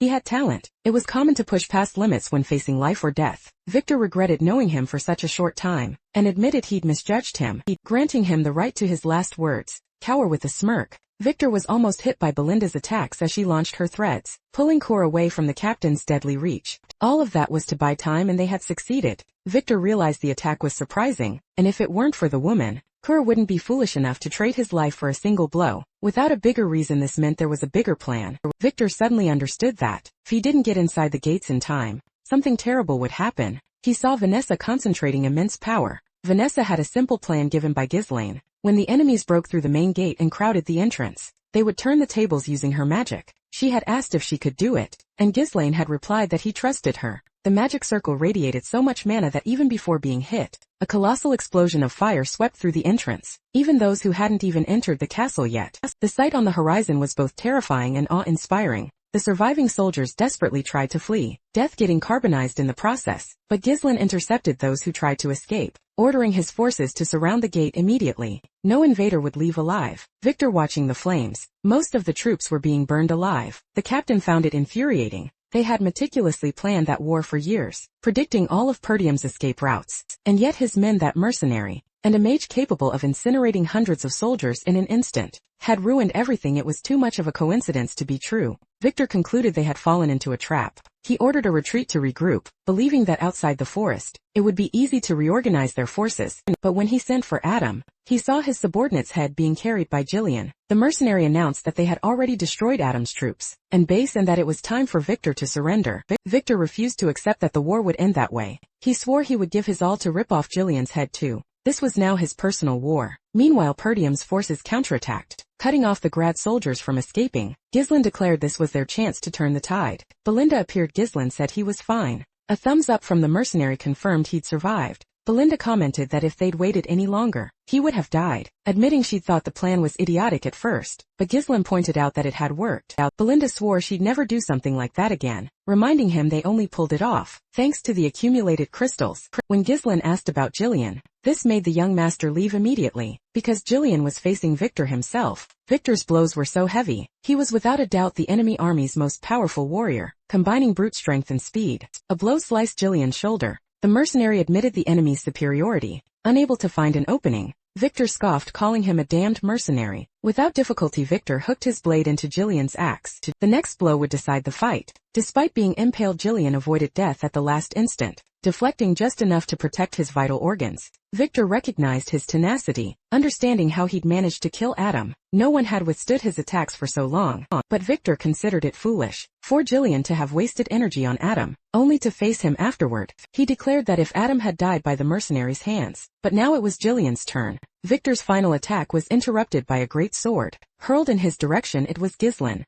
Jillian was relieved he'd held on until that moment, creating the opening for his master's arrival. Ghislain wielded the fallen axe. Victor recognized the young man's black armor. Ghislain activated his Manicore's overload, charging forward like an enraged beast. His blow almost shattered Victor's defenses, who narrowly countered. They traded blows at breakneck speed. Even an aerial attack from Victor was blocked by Ghislain. Caught by surprise, he didn't expect such skill. At this rate he'd die. Victor didn't know such talented people existed in Perdium. Ghislain revealed he knew him very well: strength, his strategy, and even how he'd commanded a secret elite battalion. He knew everything. Realizing he was cornered, Victor did the only thing possible. He attacked with everything he had. He couldn't believe someone from Perdium knew so much about him. As Ghislain struck with the axe, on the verge of getting his neck sliced, it was a deadly dance. A kick from Ghislain threw Victor off balance. Ghislain sauntered closer, remarking that while he appreciated the axe, he was far more suited to wielding such a weapon. Victor snarled, "Who the hell are you?" The youth simply introduced himself, the next in line for the Perdium succession. Victor scoffed in disbelief. The great knight of the north was being pushed around by some punk kid. Ghislain confirmed it, promising to show him who the real best knight of the north was. Victor took the bait, choosing not to question how the kid had orchestrated all this. In war you use every trick to win. All that matters is being the last one standing. He channeled every last bit of aura left in his body. Ghislain nodded, then activated his next Manicore and lunged for the final attack. As the Puridium family reclaimed their territory, the final showdown raged amidst the flames. Blades clashed with furious intensity. Victor's technique was precise, but Ghislain was faster, more agile, and full of dirty tricks. Scrambling onto his opponent's armor, Ghislain delivered a brutal kick to Victor's face, sending him sprawling. The captain still managed to land a minor wound on Ghislain, but the youth dodged it. It was a battle of both brawn and wits. If victory hinged solely on determination, Victor wouldn't stand a chance. Ghislain seized him by the neck and hurled him away, not giving him a moment to breathe, even resorting to dirty tricks like throwing sand in his eyes. In his previous life, it was Victor who had appeared to stop him.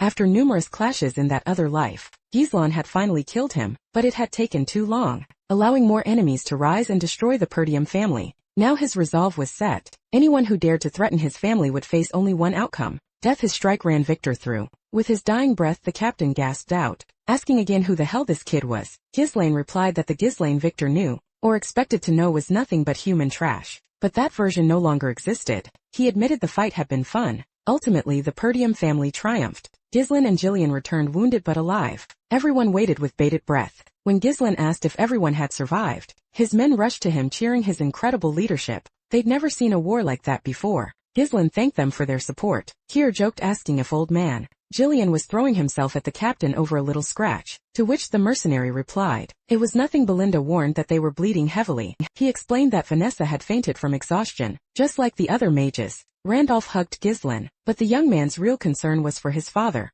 Lord Perdium approached in silence and hugged his son, telling him he'd done a great job. He admitted that when he first heard the plan, he thought it was utterly ridiculous, but it had worked and that's what mattered. Ghislaine humbly replied that the plan only worked because his father had protected the walls, but Lord Perdium denied it, insisting it was all thanks to his son. Raising Ghislaine's arm, he proclaimed Perdium's victory, and the celebration was immense. Ghislaine, however, thought that even though they had won the battle, the fight wasn't over yet. Desmond had to fall. Randolph asked what the next steps were. Lord Perdium ordered Ghislaine to gather his men too, as they would have a lot of work ahead, but for now it was time to rest. Ghislaine refused. They had no time to spare. They needed Count de Grad to formally surrender. He proposed going immediately, with his mercenaries to the Count's territory, and asked his father to grant him authority as substitute lord. Lord Perdium argued that the war had just ended, and Ghislaine and his men must be exhausted, so there was no need for such haste. But Ghislaine insisted the war wasn't over yet. It was Count de Grade who cut ties and started the conflict. They couldn't give the enemy time or they would come back again. Lord Perdium reflected and agreed. He authorized their departure, but asked Ghislaine not to forget that Count de Grade had once been an ally, requesting that he at least receive him politely. Ghislaine told him not to worry about it. He asked if Coeur and Belinda could still move, and when they confirmed, he ordered them to accompany him. They set off at maximum speed for Degra County. There the white flag was already raised. Count Degra wondered incredulous how this had happened. They had planned everything in secret with Desmond's help, and still lost to those damned Perdiums. He ordered his servant to begin preparations for negotiations, planning to offer compensation. He believed that the Lord of Perdium, being a man of honor, would easily accept, giving them time to get out of the crisis, and pin the blame on Desmond. The subordinate questioned where they would get the money, as they had spent so much on the war. The Count grabbed him by the neck, furious, reminding him that they just needed to squeeze the people. For him, his own importance surpassed that of those pigs living in the mud. He slammed his subordinate to the ground, barking orders to get moving. The servant, forced to toil under such harsh conditions, feared an internal rebellion brewing. Suddenly a soldier arrived with bad news. Perdium's forces were already on their land, ready to negotiate. The Count thought they'd arrived way too fast, completely messing up his plans, still thinking he'd at least be dealing with Perdium's lord. But when Ghislaine strode into the room, asking if they were ready to surrender, the Count demanded to know why he was here and not his father. And not. Ghislaine coldly retorted that his father was busy rebuilding everything the Count had destroyed. That's why he had come as the temporary substitute lord to negotiate. Hours earlier, on their way, Coeur had scoffed that fat Degrad guy had scurried home, questioning what kind of leader abandoned his subordinates and fled like a rat. Ghislaine thought about checking the details with Gillian. Later Coeur asked if they'd actually leave the Count alive during negotiations. Island explained that while Count de Grad had tried to wipe out Perdium, simply killing him could put them in a tough political spot, especially since the war's root cause was his son's death. Coeur grumbled that he was overcomplicating things, and just suggested they attack and seize the territory. Belinda shot back that mercenaries weren't nobles, and not everything could be solved with a brawl. Coeur argued that everyone was human, so why did nobles have to be different on the battlefield?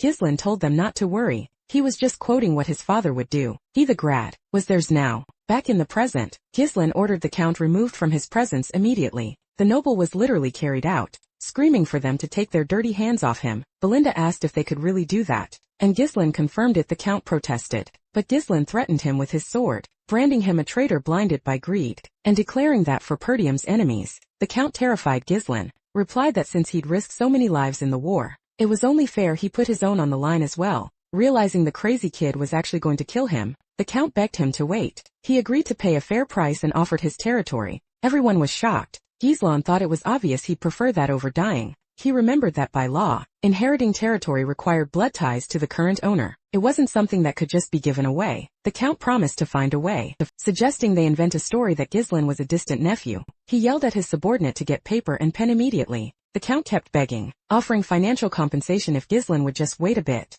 Pleading for mercy, Ghislaine asked if his life was that precious. By simply expelling him from his own territory, the people of Degra watched, confused as the Count was thrown to the ground. The noble questioned why he was out there with those disgusting commoners. Ghislaine warned him to watch his words, because now he depended on those very people to survive. So Ghislaine made an announcement to the people. He introduced himself as Ghislaine Perdium, and explained that the Count had declared war, claiming his son's death but had lost. Now, the Count wanted to pay his debt with the people's hard-earned money. Ghislaine asked if anyone wished to help him. The people indignantly replied no. Too much had already been taken from them. They said that as a noble, he could very well take care of himself. Ghislaine representing Perdium's leader. They could save the Count by paying his debts. The count demanded how they dared humiliate him like this. In response, the people began pelting him with stones, shouting that he had stolen even the children's bread. Many people suffered because of him, and just like that, the count was lynched by the people of his own former territory. Gislen declared that the war was finally over. He mentioned his father to Belinda, who understood he had other plans. Later at Prydium Castle, Lord Prydium, shocked, Gislen confirmed that Count de Grad was dead. His father asked if he had forgotten the order to show respect. Island replied that he hadn't forgotten, but had acted according to the situation. If they gave the count a chance, he would attack again. De Grad had already attacked Prydium with 7,000 men, a force that obviously wasn't just his. Desmond had supplied the army and Leopold had helped lead it. Those present in the room said that was impossible. Homer asked if it was because of that matter. Gislen thought that for sure, probably killing the messengers. But now that they had taken the Greats' territory, the story had changed. They didn't have a direct line to Prydium's territory. Lord Prydium accepted, but questioned how Gislen intended to take possession of the territory. Without a bloodline, Gislen asked him to look at the document he'd acquired. It stated that Gislen was a distant nephew, and the sole heir to Degrad's territory. This would avoid problems with the possession. Lord Prydium warned that commanding a territory wasn't easy, and asked if Gislen thought he was capable of using the current resources. His son replied not to worry, as he had the perfect person for the job. Meanwhile, in the kingdom of Siren, a man was playing dice trying to cheat his opponent. Asked if he knew what happened to cheaters. Claude replied to take it easy as they were just having fun. Later, Gislen was receiving his honors. Lord Prydium recognized his achievements and in His Majesty's name, bestowed upon him the title of Baron of Fenris. Everyone cheered long live the Baron. Moments before, Gislen had indicated on the map that the county of de Grade was comprised of 5 baronial territories. He planned to stay in the center of it all. No one had any doubts Lord Prydium allowed him to do as he pleased. Praising his work, he mentioned that the territory was facing financial difficulties due to the war and was thinking of selling magic crystals. Gislen warned that none were left as they had all exploded at the gate, but promised to get more after receiving the title. Belinda suggested they celebrate. Gillian congratulated his young master, correcting himself to call him Baron. Kerr commented that the boy was growing up. Belinda remembered wondering what he would be like when he grew up and said it seemed she had raised him very well. Cower teased that was why he was so spoiled. Belinda cheered for the incredible title. Helena appeared, carrying someone, and declared she'd now call him Lord Gislen. No longer brother, he waved off the formality. Gislen noticed she was carrying Rachel, and asked the girl how she was doing. Rachel spoke without formalities, and Gislen said if Helena bothered her, she could speak up or even hit her sister. Gislen commented to Gillian that his daughter looked much better. Gislen got everyone's attention. He announced that their base would no longer be in Prydium. They would stop being mere mercenaries and become part of his army, trained to be knights, as they deserve this honor for the courage they'd shown. Belinda worried about the cost, but Gislen said that's exactly why they needed to push themselves. He informed them that Gillian, now fully recovered, would lead the men of Fenris. Gillian asked if his master wouldn't be joining him. Gislen replied, not for now. I need to stop somewhere first. Since the war was over, the people's safety had deteriorated, and he would personally take care of it. He declared that Gillian was the person he trusted most. Gillian, shocked and deeply moved, Gislen informed them that Belinda and Cower would accompany him to Austin territory, in the kingdom of Seiron. Belinda perked up at the thought of a trip to another kingdom power, asked if the territory wasn't famous for gambling, and if they could play a bit. Gislen shut down the excitement, warning that they weren't going on a pleasure trip. Meanwhile, Vanessa was practically begging Alfoy to drain just a little more of his mana. To test some spells, the mage desperately refused. Vanessa argued that the master himself had said he was a wellspring of mana. Gislen appeared, commenting on the morning's lively commotion. Alfoy cried for help, whining that Vanessa was trying to rob him blind. But Gislen only worried about her, asking if she was feeling better after her first real battle. Alfoy indignantly asked if he was just going to be ignored. Gislen praised his efforts too, saying it was good to see him actually working for once. Alfoy grumbled that he just wanted to go back to his tower. Gislen replied that he could come along on the trip. Later, in Austin territory's bustling gaming hall, Alfoy asked if they weren't supposed to be heading to the magic tower. Gislen simply said they could have some fun. Cower, with a wicked grin, provoked Alfoy, saying he knew how to use magic, but didn't understand how the world worked. They'd use money to make even more money. Belinda asked if Gislen had come to have fun too. He denied it. He had come to recruit someone for his territory. He explained that the target lived in the gaming hall for a complicated reason and that he needed to get him out of there before something bad happened. Belinda found it odd to recruit someone here. Gislen said he didn't have many other options, but assured her he wasn't that bad. His name was Claude. Suddenly, someone yelled, accusing him of being up to no good again, just because he'd studied at the academy. They were ready to chop off his hand. Baldman, the owner of the place, said he'd warned him to be careful, accusing him of swapping out the dice to cheat the regulars. Claude denied it, saying he'd never touched the hall's dice and that besides cheating, they were making a fool out of him. The bald guy retorted that it didn't make a difference, and told him not to get but hurt, they were just too different. But just then a hand shot out, stopping Claude's hand from being severed. It was Ghislain declaring this game looked and he wanted in. He introduced himself as Ghislain from the Kingdom of Ledania, the current Baron of Fenris. The bald guy immediately questioned the presence of a foreign noble. His guards lunged but the owner instantly barked for them to stop. He then asked why a noble would grace such a filthy place with his presence. Ghislain replied that he was looking for someone who was right there,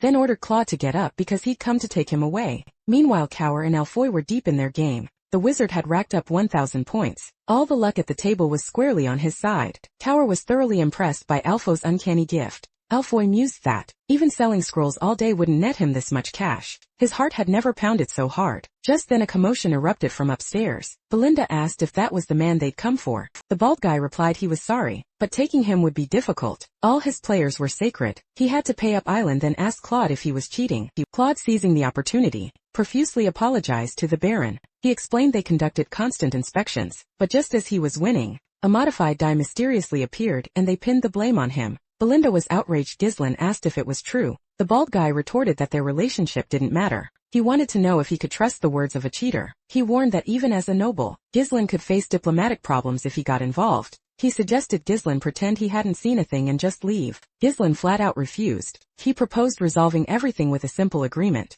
They would play if Ghislain won. He'd get his money and Claude back. If he lost, everyone was stunned. Belinda gasped, asking if he was insane. Claude thanked him for the help. Ghislain insisted he needed him no matter the cost. The bald guy commented that it had been ages since he'd seen such a courageous noble and accepted the challenge. If you step into this casino, you have to play. Tension gripped the entire venue, and a murmur spread like wildfire. A noble was challenging the boss. The rules were simple: whoever rolled the lowest number on the dice. In case of a tie, they'd play again until a winner emerged. They knew modern nobles detested complications. Ghislain agreed. He chose heads and Crank tails. Crank won and rolled the first die, creating an entire ceremony with exaggerated theatrical movements. Finally he placed the die on the table and scored a single point. It was impossible to roll a number lower than 1. The crowd immediately murmured that the rich boy had already lost. Belinda and Claude were visibly distraught. Crank scoffed, claiming luck was with him, but Ghislain shushed him. Crank knew it was just a bluff. The noble could hide his emotions all he wanted, but he was surely dying of anxiety, because everything he did would be useless. Of course Crank had cheated. He used a special cup whose bottom opened depending on how it was held, allowing a modified die to be inserted. The shaking of the cup merely served to disguise the swap. He had never been caught using this technique and would never lose. At that moment Ghislain applied so much force that he used his aura to tamper with the die itself.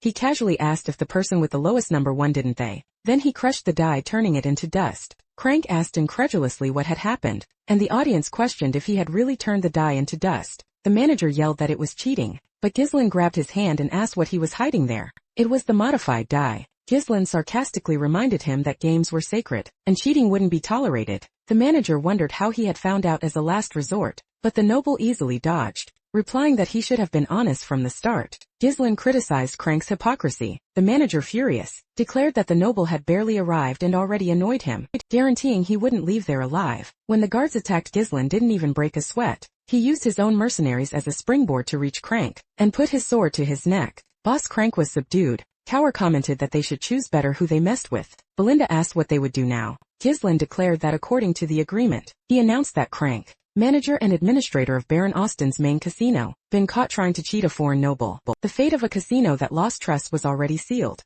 If they tried to reverse what happened, they would die. To emphasize the warning, however, Guilin realized that Claude had fled. Belinda was outraged. He had not only fled, but also taken all the money, despite them saving his arm. Kier suggested that the runaway gambler would probably hide in another casino. Belinda wanted to search the area, but Ghislain said it wasn't necessary. He knew exactly where Claude had gone. Claude thought he had narrowly escaped, wondering who that noble was and why he had helped him. But that didn't matter. He had gotten the money and was leaving, as he desperately needed that amount. A year ago, he had told Anna that he discovered gambling wasn't about luck. She had asked him to stop, reminding him that the death of her father, Claude's master, but Claude insisted it was his fault. His foolishness and weakness had turned his master into a traitor. Anna Arceus, daughter of Boadius Arceus, ended up being taken as collateral. The man who took her had given Claude a year to bring 2,000 gold coins and rescue her. Now Claude was taking the money to get her out of there. Later at Austin Castle, the Baron was complaining, as usual, ordering the execution of all prisoners,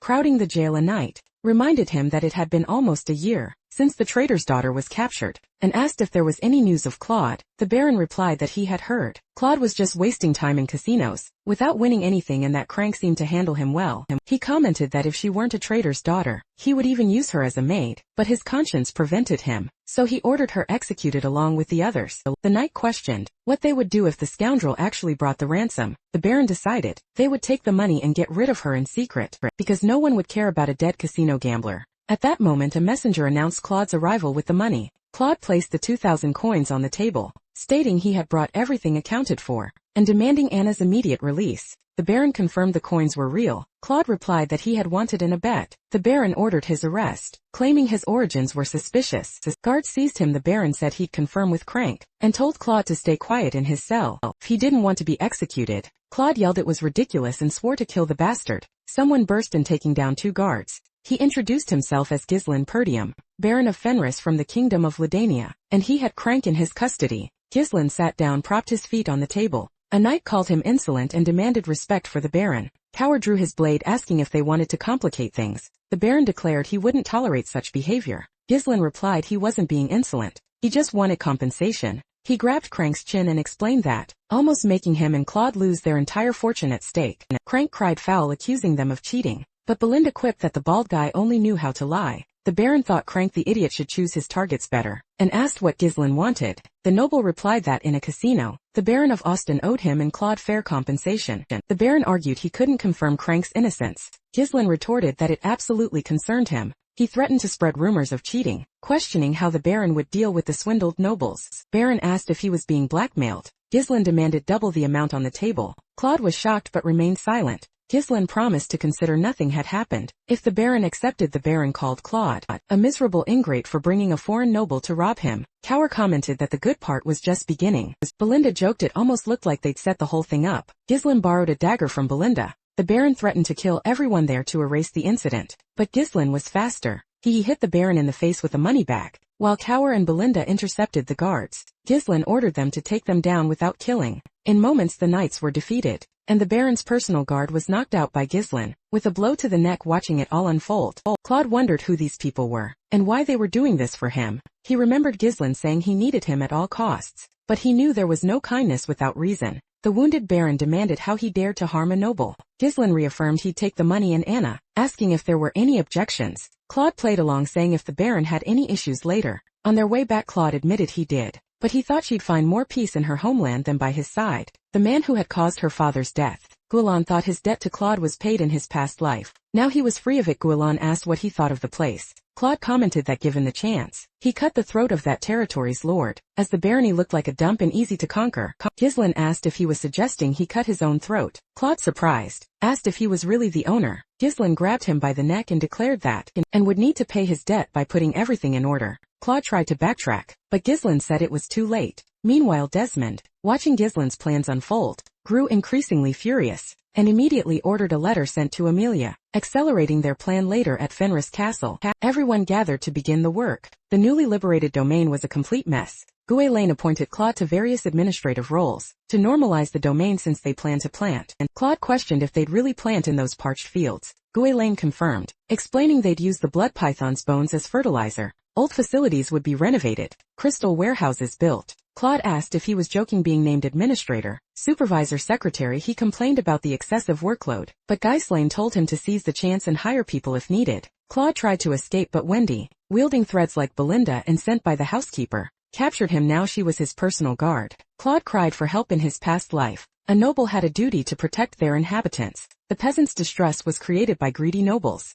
Ghislain needed to solve the basics first. However, they were still broke. At this rate, in 3 months, he wouldn't even be able to pay salaries. Kerr suggested selling rune stones, but Ghislain explained they needed them to fund research. They needed sustainable income. Claude arrived. Belinda instructed Wendy to hit him first, before letting him spout nonsense. Claude insisted they couldn't plant, an idea supported by Alfoy. Ghislain said they'd think about that later. Ghislain explained that building a casino without a stable foundation, which would be bad for facing Desmond in the future. Claude argued they wouldn't have food by then, but Ghislain guaranteed he'd solve the food problem by making everything grow in that land. Claude doubted it, as the land was infertile. Ghislain proposed a bet. 3 months later, there was a massive wheat field and food for everyone. Claude asked how he'd done it. Ghislaine explained. They spread nutrient-rich blood python bone powder and planted rice, strengthened with mana concentration seals, which accelerated growth by extracting power from runestones. It was a method proven by mages from the future. The people celebrated. Ghislaine collected the bet from Claude and Alfoy.